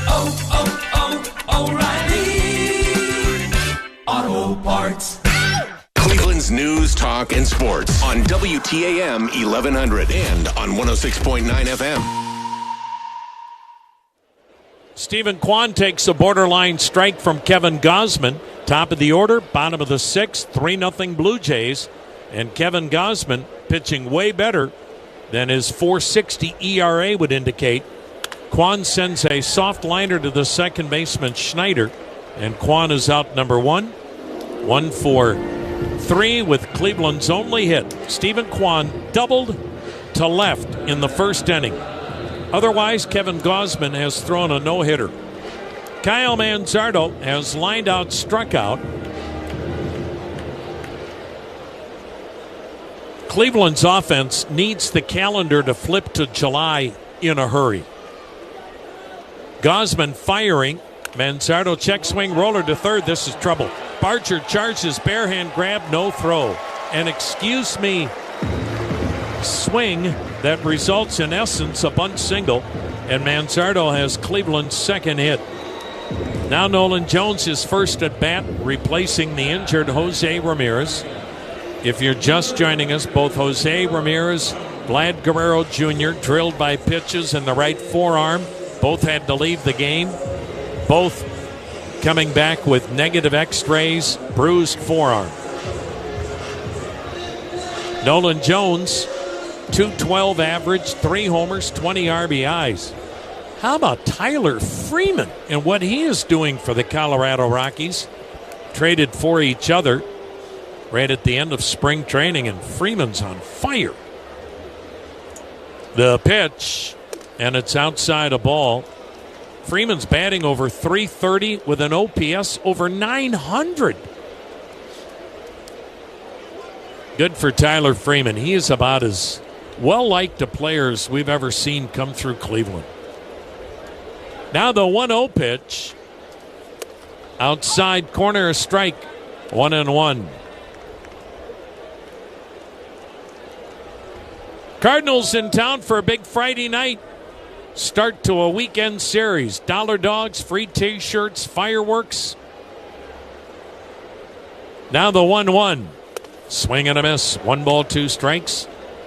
And Rosie will bring out his whale collection from his trip whale watching in Seattle. So that's all on tap for tomorrow night. Tickets at CLEGuardians.com. Now the 1-2. Down low, 2-2. Wasn't there a statute of limitations on that discussion ending last night? You're right. I apologize. But 2031 isn't here yet. Oh. Apology accepted.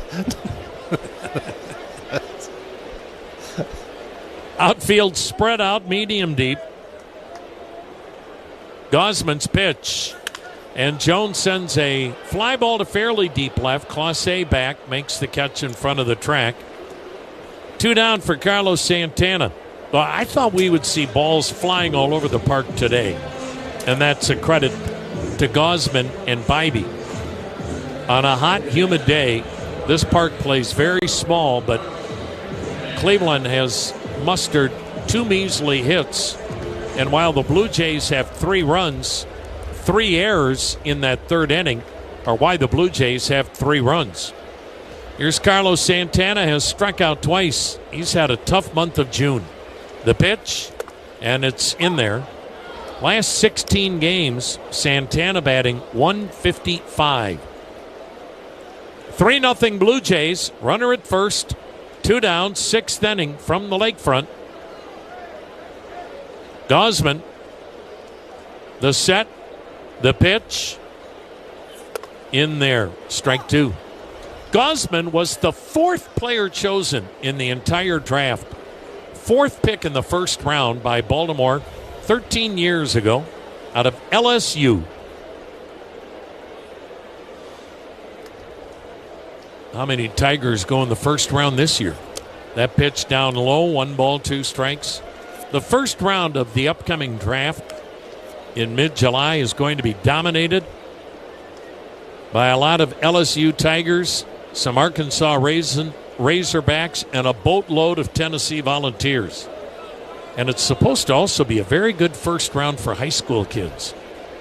Now the 1-2. High and wide, 2-2. Cleveland, not the drama of a year ago, had the number 1 pick in the draft. This year, Cleveland drafts number 27. Now the 2-2. Swung on, weak pop-up, shallow center. Jimenez is under it. Blue Jays shortstop makes it another quiet inning for the Cleveland offense. Gausman's made 80 pitches in 6 innings. Boy, does he look good. And so do the Blue Jays. They're up 3-0. Good food, good life. That's the mission of Nestle. You know the company for its mouthwash.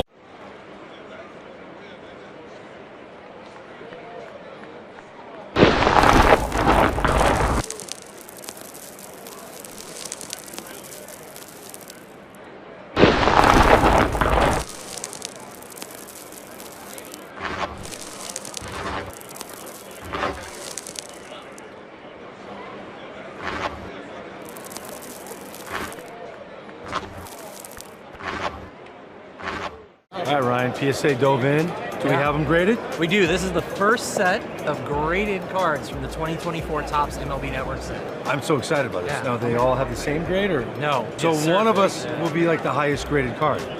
Could be. There could be multiple. So first up, we got Mark DeRosa. Of course, D-Rose a 10 out of 10. Handsome, athletic. All right.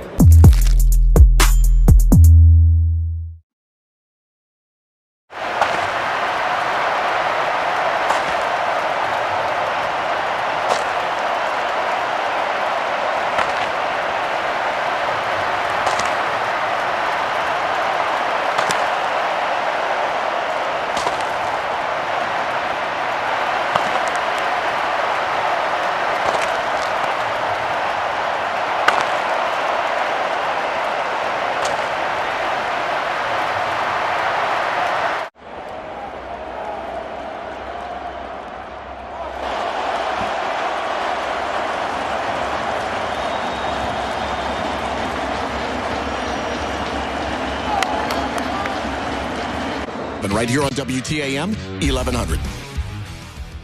Tanner Bybee's day is done, and boy, did he deserve better fate.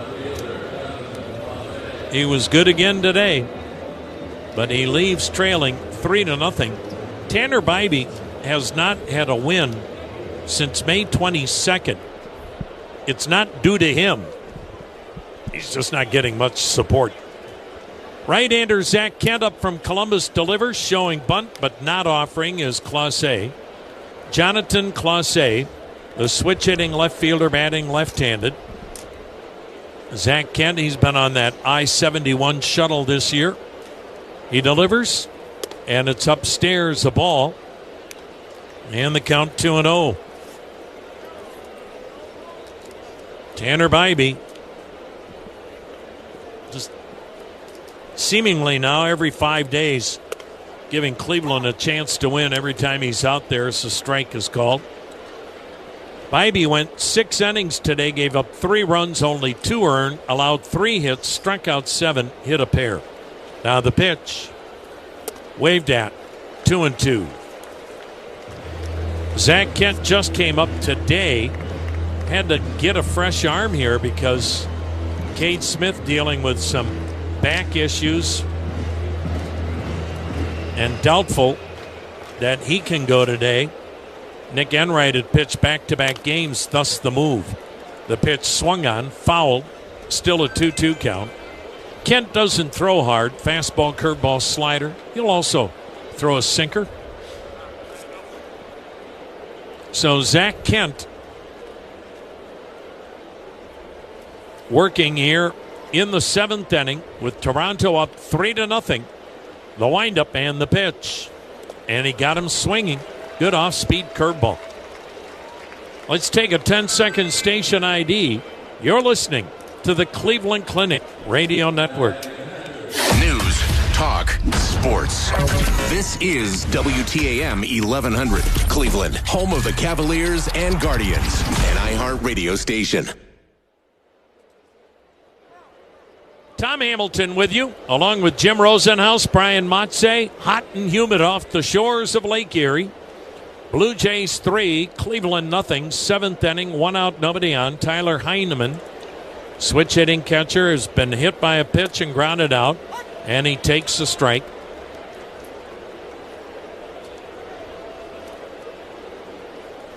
Heineman played collegiately at UCLA. The pitch, and he waves at it, 0-2. Well, you talk about a guy that wants it. Tyler Heineman, now 34 years of age, has spent parts of 11 different years in the minor leagues. These are the guys you root for. The guys that say, you know what? I still think I can make it to the big leagues, and until somebody tells me I'm done, I'm going to keep trying. And he may have hurt himself on that swing. The Blue Jay trainer and manager John Schneider are back out to check on Heineman as it's a 3-0 Blue Jay lead. We're in the 7th inning. 1 out, nobody on base. And don't forget, you can hit a home run when it comes to clogged gutters by calling Leaf Guard. They're a clog-free, maintenance-free gutter. Call 1-800-LEAF-GUARD today and get your free estimate. So Heineman will at least stay in to complete the at-bat. We'll see where it goes from there. Taking a little extra time before he climbs in. Now the pitch, and a miss is outside. 1 ball, 2 strikes.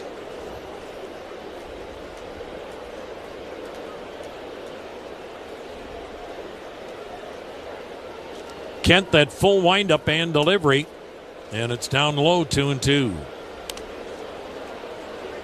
Detroit has jumped on the A's 5-0, 7th inning in Motown. Detroit right now running away in the Central with an 8.5 game lead. Now the 2-2, all the way to the backstop.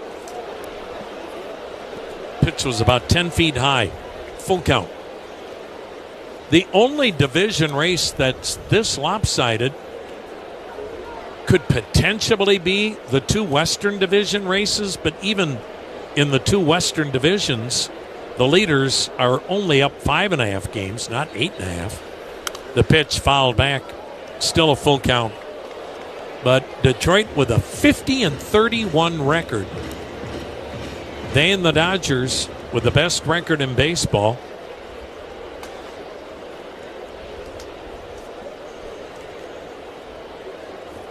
The next pitch again fouled back. Heineman having a good battle here. It's amazing that here we are at this point in the calendar, and Cleveland and Detroit have only played each other 1 time. Cleveland took 3 out of 4 in Motown. Now the windup and the payoff. Swung on, and a weak fly to left toward the line, and coming in is Kwan. 2 down. The Guardians and Tigers do not meet again until the 4th of July weekend. Detroit is here a second time the last week of the season, and we will be in the Motor City one more time. The pitch swung on, banged sharply on the ground to third by Miles Straw. Schneemann throws him out. The Guardians still have another trip coming up to the Motor City, and that also will be near the end of the season.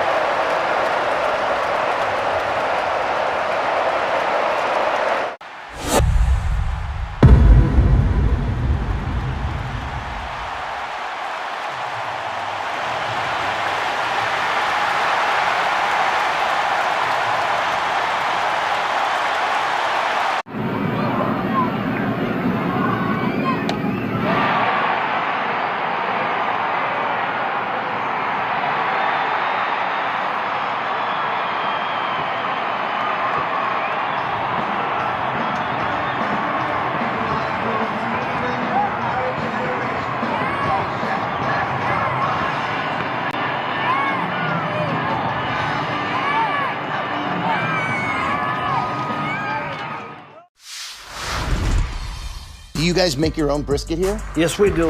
We are known by our brisket. Barbecue brisket sandwich. Quality is better than other places, and it looks good. We're ready to eat. We go to an average 500 briskets per game. We hear a lot from our fans. They want to try something with wrap, easy to eat. So we say, well, let's do like brisket, wrap, and an egg roll. That's beautiful. You get the gold medal for culinary brisketry here in Texas. Yes. Guardians fans, want to catch the game in serious style? Enter the Reward Yourself Sweepstakes, sponsored by Marathon, for your chance to win tickets to the Carnegie Club, the most luxurious spot at the ballpark. Just download the Marathon Arco Rewards app, enter promo code GUARDS, and you're in. Want more chances to win? Fuel up at participating Marathon stations from June 24th through July 14th for bonus entries. Don't miss out. Reward yourself today. See official rules in-app.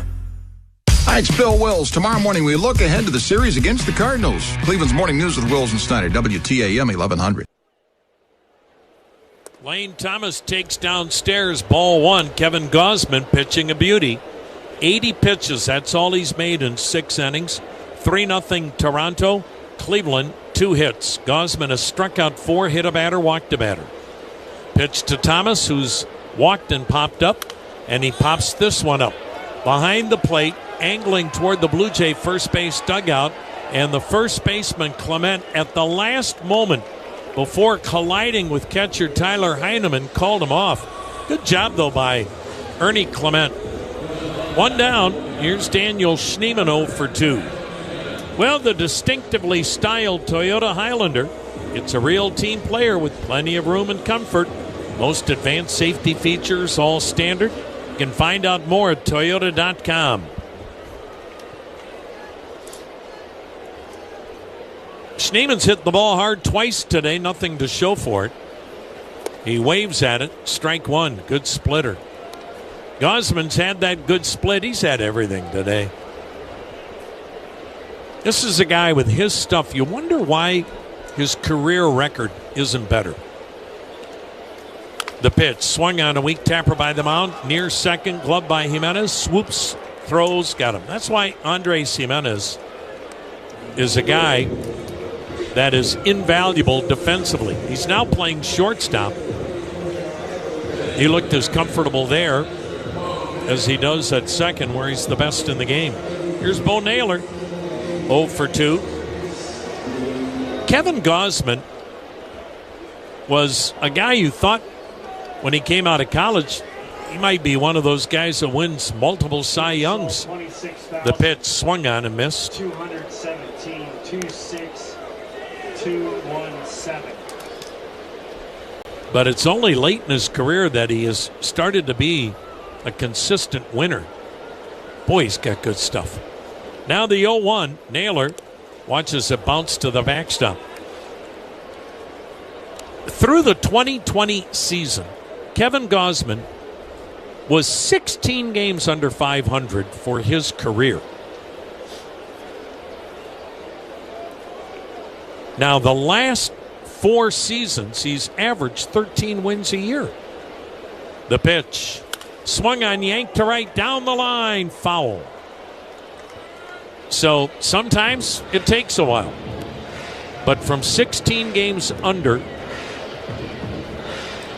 and now, since he's been in his 30s, the last 4 years, his average yearly record is 13-9. And he looks like it today. 2 outs, nobody on, 3-0 Blue Jays, bottom of the 7th. The pitch to Naylor, and he fouls it upstairs, and the count stays 1-2. And another quiet day offensively for Cleveland. They've averaged 3 runs a game in the month of June.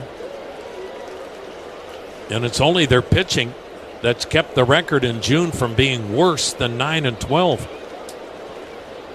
Now the 1-2 delivery. Swing and a miss. He went fastball away at 97 miles an hour to blow away Naylor. And Gausman pitching a masterpiece. 7 in the books, 3-0 Jays. Whether you're shipping from Cleveland or through Cleveland, choose Global Transport, Northeast Ohio's.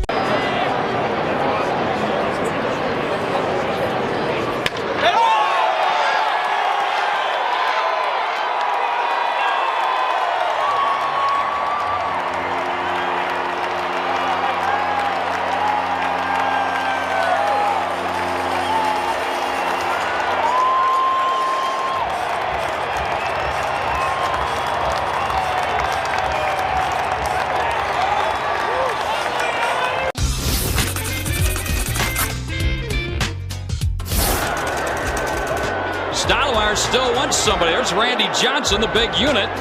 He towers over everybody. Randy's got to change his cap. Oh, jeez. There you go. That looks better. Get that D-backs hat on, Randy.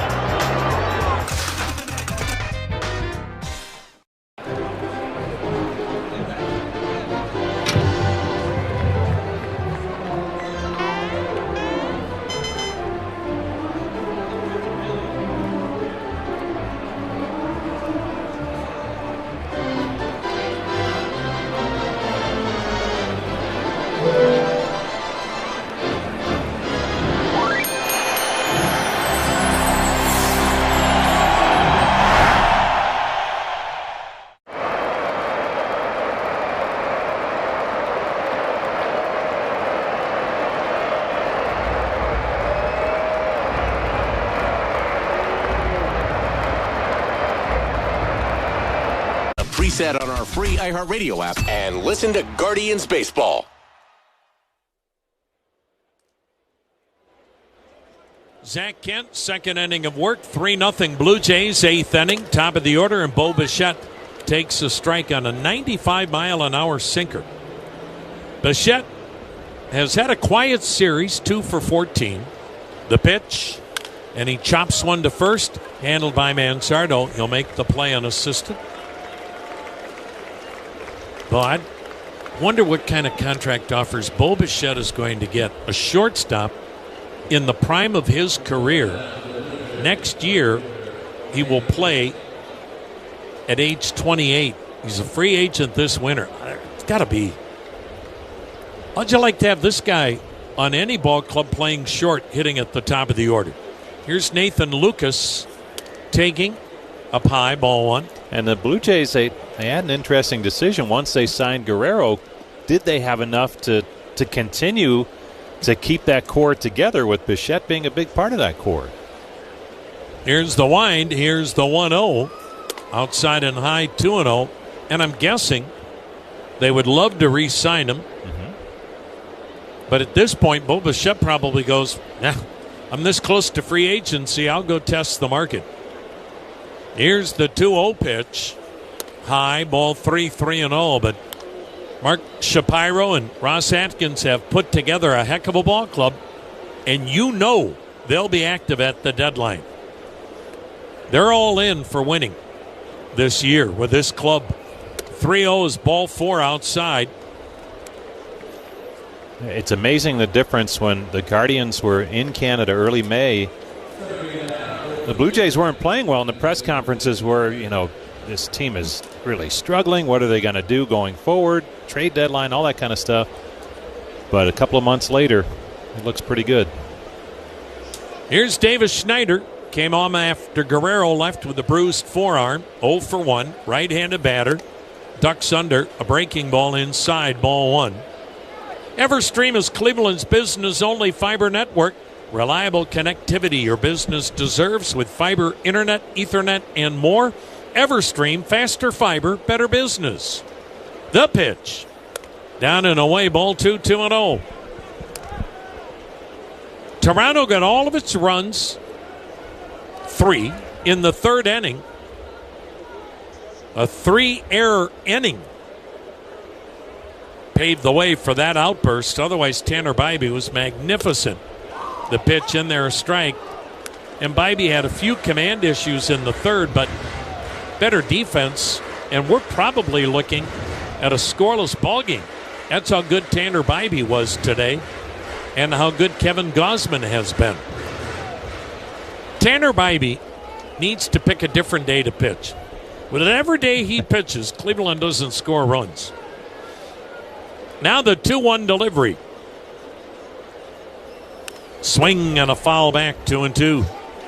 Could he go out there disguised as someone else so they don't know it's him? Boy, he just gives you a chance to win every 5 days. You just feel like now he's at that level.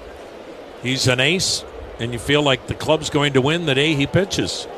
Toss to first, back with the dive is Lucas. He's figured out a way to get deeper into games, as have some of the other starters, Gavin Williams as well. More often than not, they're pitching much deeper into games. I'll tell you, this rotation's got a chance to be special. The pitch hit weakly in the ground to short. Arias to second one. Martinez relay in the dirt, dug out by Manzardo. They doubled up Schneider. Oh, what a play by Arias, Martinez, and Manzardo. And it's the middle of the 8th. It's 3-0 Toronto on the Cleveland Clinic Radio Network. A bicentennial isn't measured in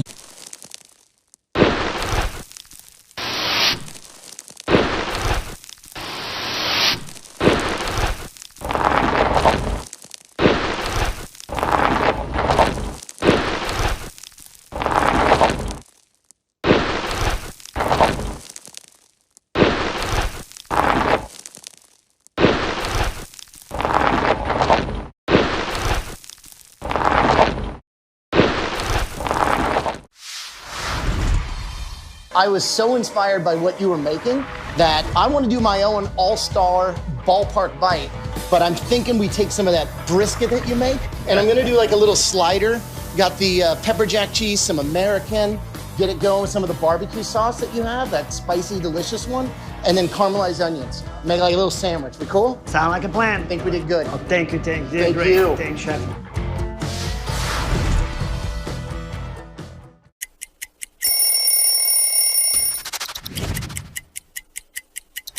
Oh, this is the most famous jersey in baseball, right? The Yankee pinstripes, the interlocking NY, and the Midnight Navy. I was a Yankee fan growing up my whole life, die hard, and became a free agent after 7 years with the Rockies, and I wanted to be a Yankee so bad. Putting this jersey on for a headshot for the first time, it felt different than any other shirt I'd ever put on in my career.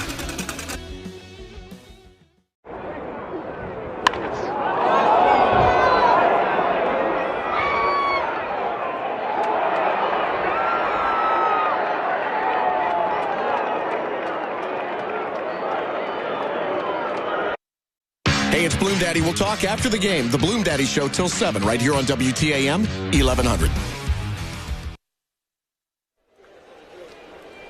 Bottom of the 8th, Cleveland running out of time. Kevin Gausman out there with a 3-0 lead. Gabriel Arias waves at it, strike one. Yariel Rodriguez warming in the Blue Jay pen. Kevin Gausman, 89 pitches through 7 innings today. 5 strikeouts, a walk, a hit batter. Now the 0-1 pitch. Fastball fouled at the plate, and it's 0-2.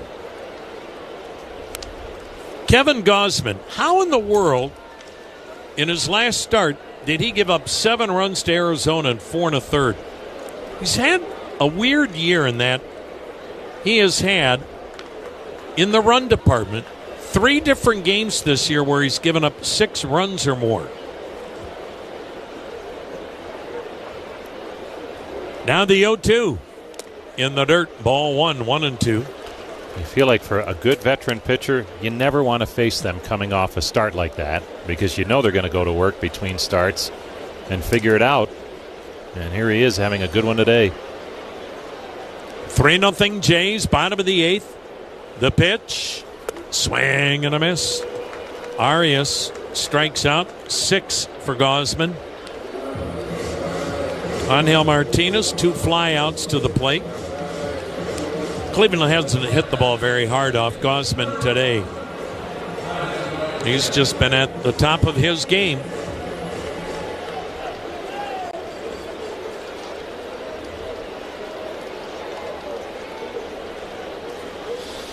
Gausman from the set position, he fires, and it's fouled off. Right side, strike one.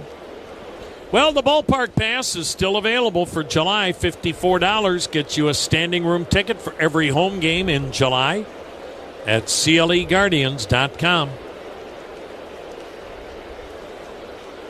The next delivery, fouled back. Another good splitter way out in front. And Martinez now down in the count 0-2. Well, you look at Kevin Gausman here today. He's thrown the fastball at times, 97, 98 miles an hour. He's thrown his fastball more than half the time today. The pitch, fouled off third base side. Another good split. Still an 0-2 count. He has thrown his fastball 51% of the time. He has thrown his splitter 43% of the time.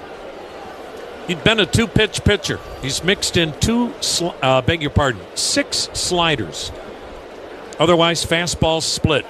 The pitch swung on, hit in the air, deep right field. Lucas going back on the track, reaches up, makes the catch.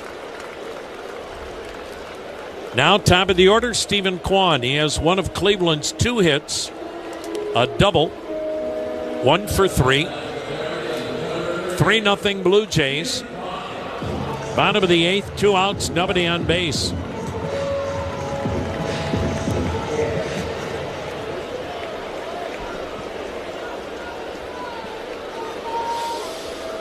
Boy, these are the times that make it tough for a front office. Here's the set. Here's the delivery. Swing and a foul down the left side, strike 1. Look, we all know Chase DeLauder is knocking on the door. C.J. Kayfus has had a big year in Columbus. Juan Brito is healthy. He's obviously a high-impact prospect. Here's the set. Here's the 0-1 pitch. And it's a strike. But you can't just suddenly blow out 3 guys, bring up 3 guys, and say, okay, you guys that have never been in the major leagues before, take us to the promised land. So, and you also have a logjam, Rosie, in that a lot of these guys are the same position. The pitch fouled out of play to the left, 0-2, and bat the same. By that I mean they're all left-handed. Brito, a switch hitter. So you can't just bring people up to the big leagues and not play them. So there are a lot of corresponding moves if you start making moves. Here's the 0-2 to Kwan, and he fouls it off again, still 0-2. And the team is winning just enough games like last night where they compete and pull out a game late where you kind of want to stay the course, I think, or at least be very careful with what you do. But this offense is not good enough. Yes. Now the 0-2. Down low, 1 ball, 2 strikes. So it's easy to sit in the broadcast booth and to say, hey, you know what they ought to do? They ought to do this, this, and that. What do you mean? There are other considerations. Oh, okay. People still play the game. Yep. 3-0 Jays, the 1-2. And it's lined down the left field line, slicing foul off the netting. 3-0 Toronto, 8th inning, 2 outs, nobody on. 1-2 count on Kwan. But folks, don't think there are not a lot of meetings and discussions taking place among the front office, the manager, the coaching staff. Trust us, they are. The 1-2 delivery. Kwan lines one to center. Straw coming on. Makes a diving catch. At some point in the history of this game, an ex-Cleveland Indian is not going to have a great game against Cleveland every time they face Cleveland. Straw has had some kind of series defensively. In another great... Gosh, we've gone to Sea Dogs games since we were kids. I've been coming to see the Sea Dogs for the last 30 years. Great experience. Everybody here is just bends over backwards to help people out and wish the world was like it is right here at the ballpark. We've always wanted to be more than just a baseball team. We want to be strong, active, contributing members of the community. And I think that effort is seen by the people and the fans, and they want to support that effort.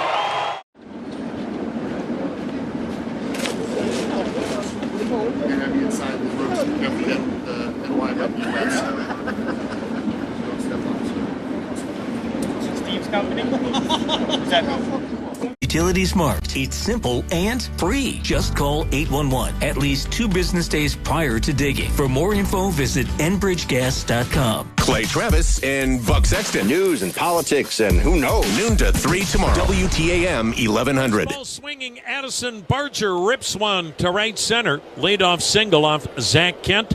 Top of the 9th. Blue Jays 3, Cleveland nothing. Blue Jays 4 hits. Cleveland has 2 hits and 3 errors. Here's Ernie Clement, 0 for 3. The pitch, and it's high, a ball. Zach Kent's done a nice job in long relief. Jeff Hoffman will pitch the bottom of the 9th, and for Cleveland, it's Manzardo, Jones, Santana. Jose Ramirez out with a bruised forearm, hit by a pitch. That pitch dips low, 2-0.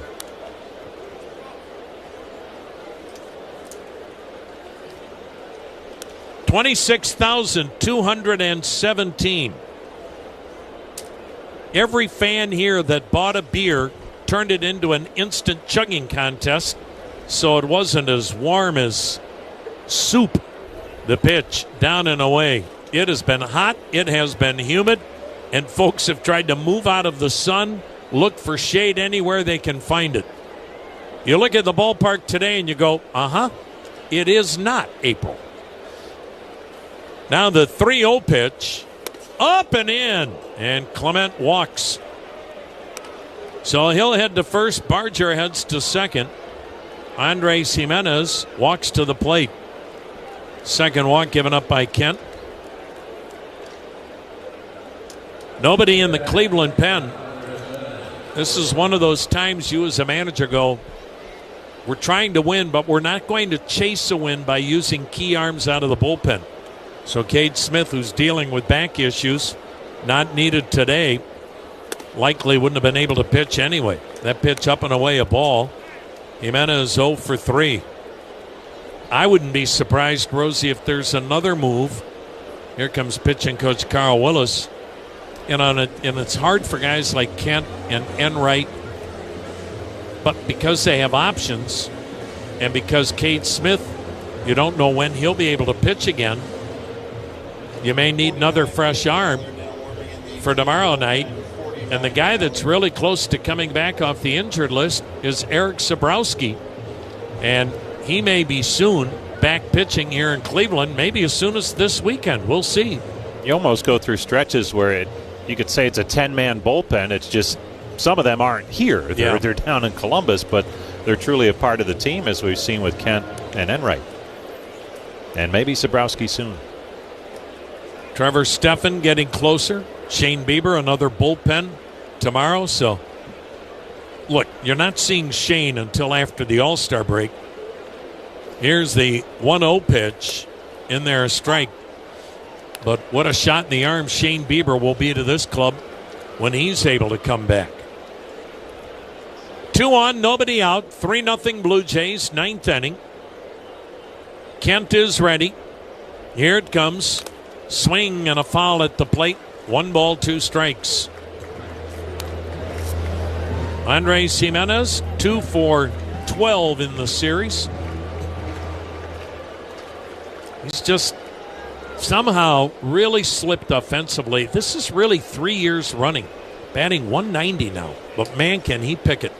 The pitch, up high, 2-2. Started at second, now it's short today. Once Guerrero left after he got hit by a pitch. So both Ramirez and Guerrero hit by pitches on the forearm. Both came back with negative x-rays but bruised forearms. Now the 2-2. Got him swinging. Jimenez, the second strikeout for Kent. 1 down in the 9th with 2 men on. And the batter will be Jonathan Clase, and here comes Eric Wedge. Why am I saying Eric Wedge this weekend? This is the manager, Stephen Vogt, thinking about Wedgie. Was talking to someone about him earlier today. He is back managing in the Dodgers minor league system. Good for Eric Wedge. And maybe you figured Vogt was getting a little feisty today, or a little bit earlier, and a little Eric Wedge in him. Yeah, we wish Eric Wedge the best and love to see him back in the main. The name of the business is Legacy Catering. We all were talking about how Mom taught us all how to cook. She was a cook at the public school system for ages. So we all started to cook with her, so we decided, to do the business, so we went to figure out what we're going to call it. So we said, let's cook in honor of, our mother. So that's when Legacy came in. And just remember that Legacy Catering is about people, and this is what barbecuing is all about, and this is why we love it.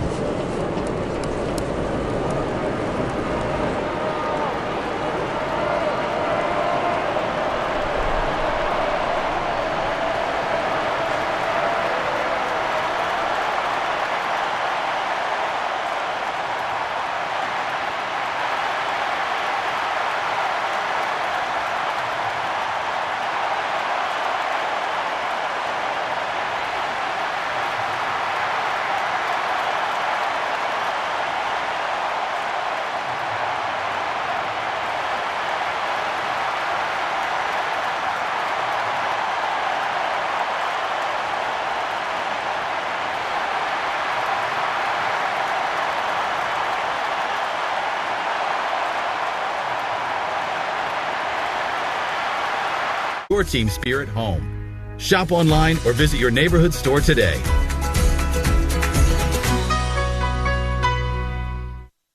Weather when you need it. Your severe weather station is WTAM 1100.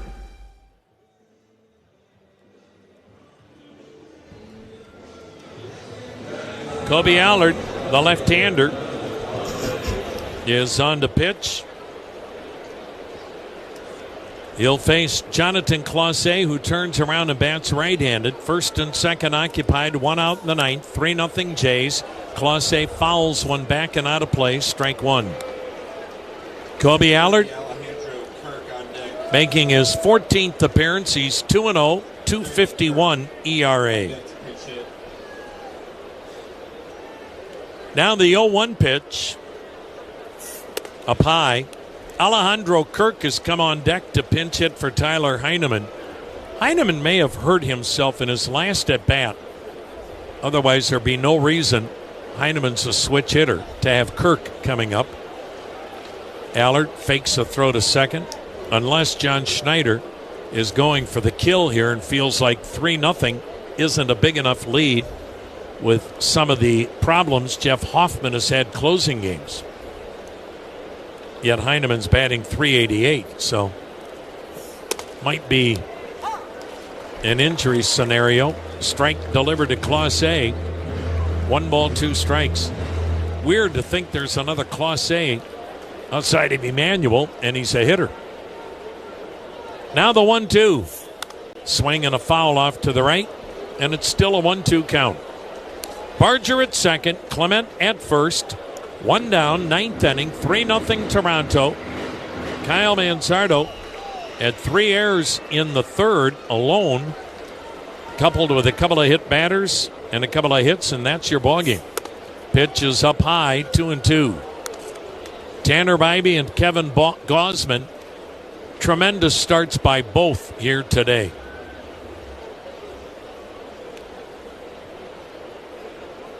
Now the 2-2. High with the curveball, full count.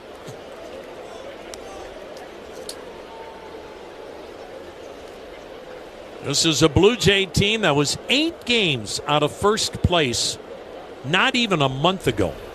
Now they're 3.5 out. The payoff pitch.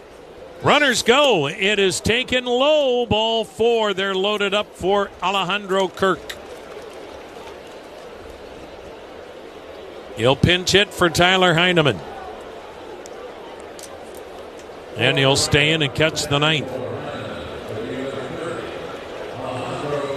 Well, George Springer had a grand slam to remove all doubt the other night. Alejandro Kirk bats with the bases loaded, 1 out in the 9th. Infield, double play depth. Allard's pitch. Swung and drilled to third by the diving Schneemann down the left field line. Base hit. That'll plate 2. And Alejandro Kirk with a 2-run single, scoring Barger and Clement. The throw comes in, gets away from Martinez at second. Another error, and also scoring now is Clase.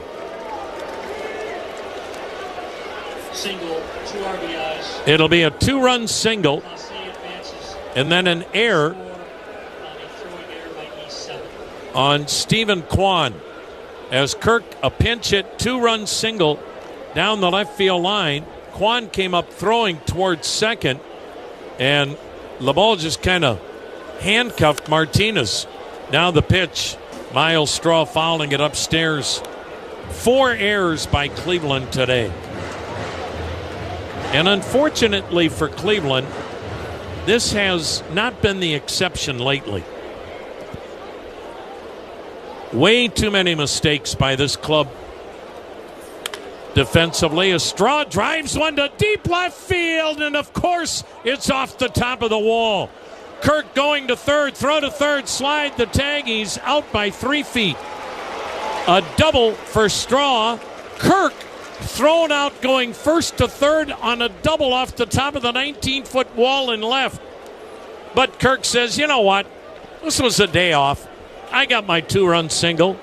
6-0 Blue Jays. Straw is out.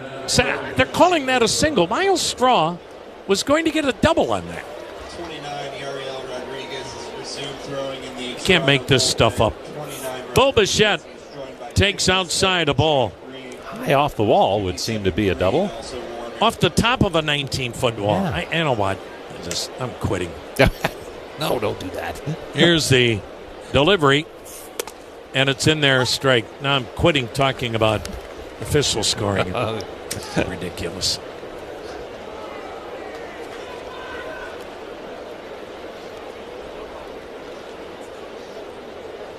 Here's the set, the pitch, a swing and a line shot, deep right center, back goes Thomas, makes the over-the-shoulder catch on the warning track. Well done by Lane Thomas. Bottom line is Blue Jays have removed all doubt.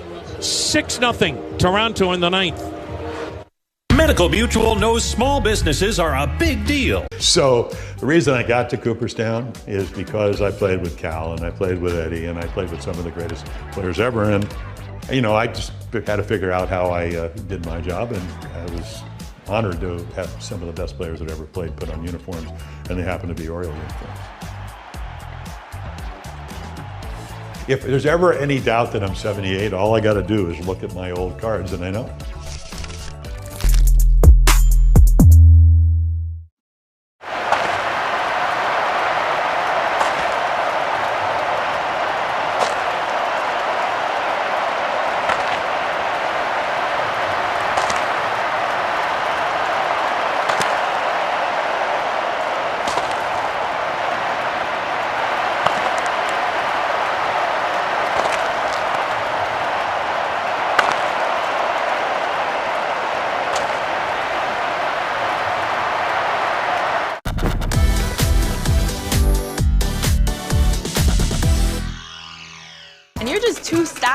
To have superstitions. Zero. I can't do it. Too many collared cleats, too many gloves, too many webbing gloves, too many bats. I do put on my right glove first, then the left, then the thumb guard, then I put on my leg guard, my elbow guard. Anything you put on first? Nah, not really. Nothing? Nah. I like to say I'm not superstitious, but a little stitious. By going to UHM.com and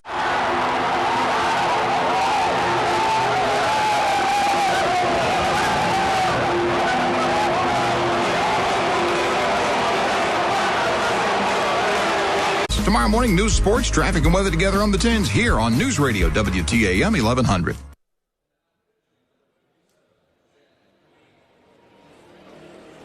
Well, this is how big the hit was by Alejandro Kirk. Manager John Schneider can save his closer, and they've got a massive series coming up at Fenway starting tomorrow night.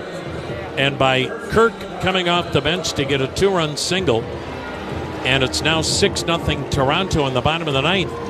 They were able to sit Jeff Hoffman, who was ready to close the 9th, and now they can go to setup man Chad Green.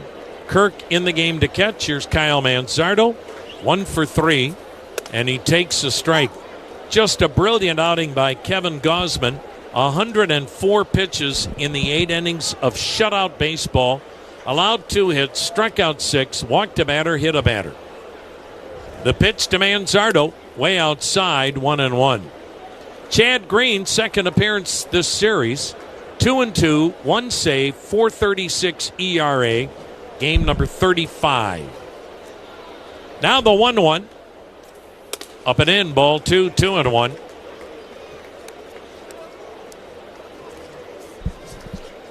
Well, Rosie, I wonder. Here's the 2-1. Strike called 2-2.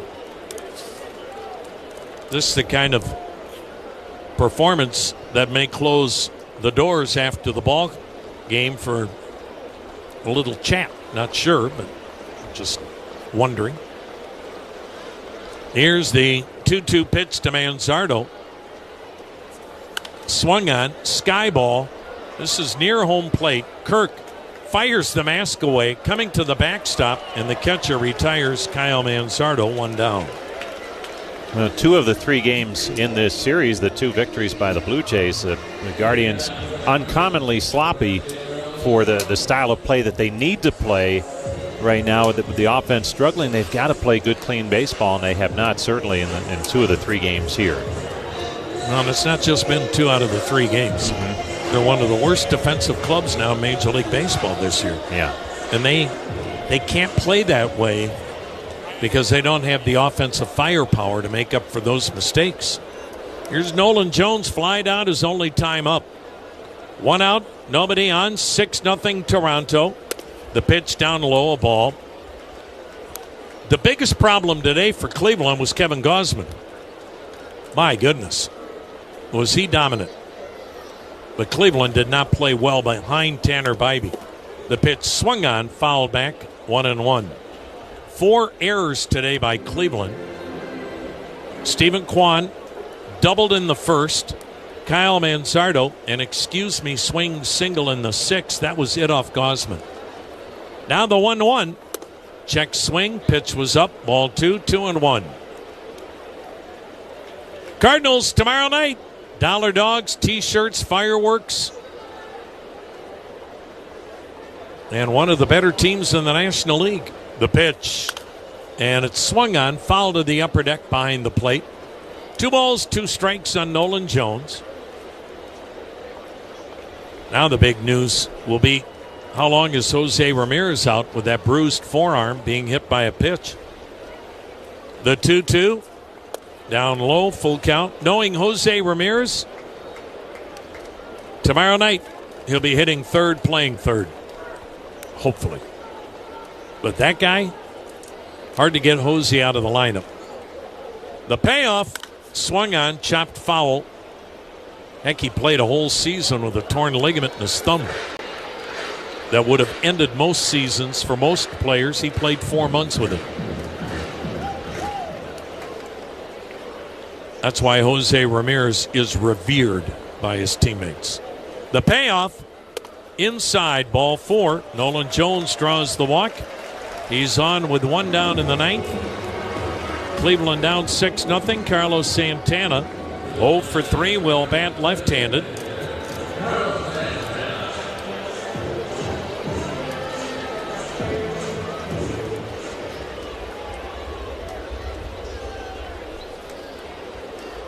Gausman gives way to Chad Green. The right-hander delivers, and Green nicked the inside corner with a slider.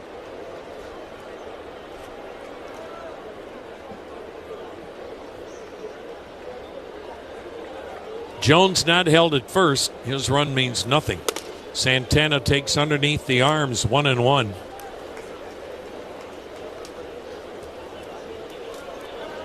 Cleveland will be 9.5 games out of first. Detroit walloped the A's 8-0. The pitch waved at. Detroit's now 51-31. The A's had 3 hits today. And Detroit with a 9.5 game lead before the end of June. The 1-2 down in the dirt. Ball 2, 2-2.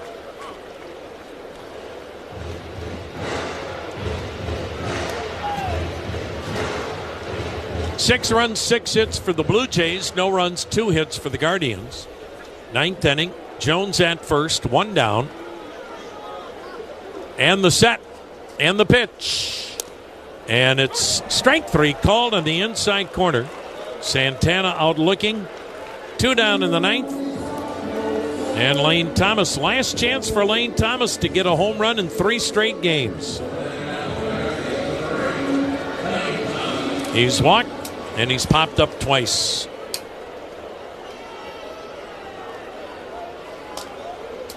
The right-hander lets it fly, and Thomas fouls it into the seats behind the plate for strike 1.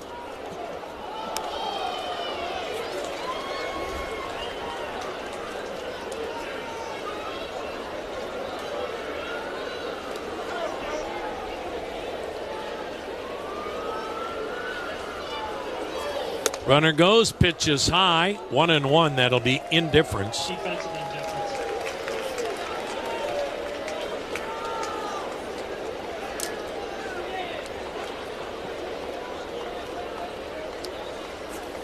That pitch is high, ball 2, 2-1.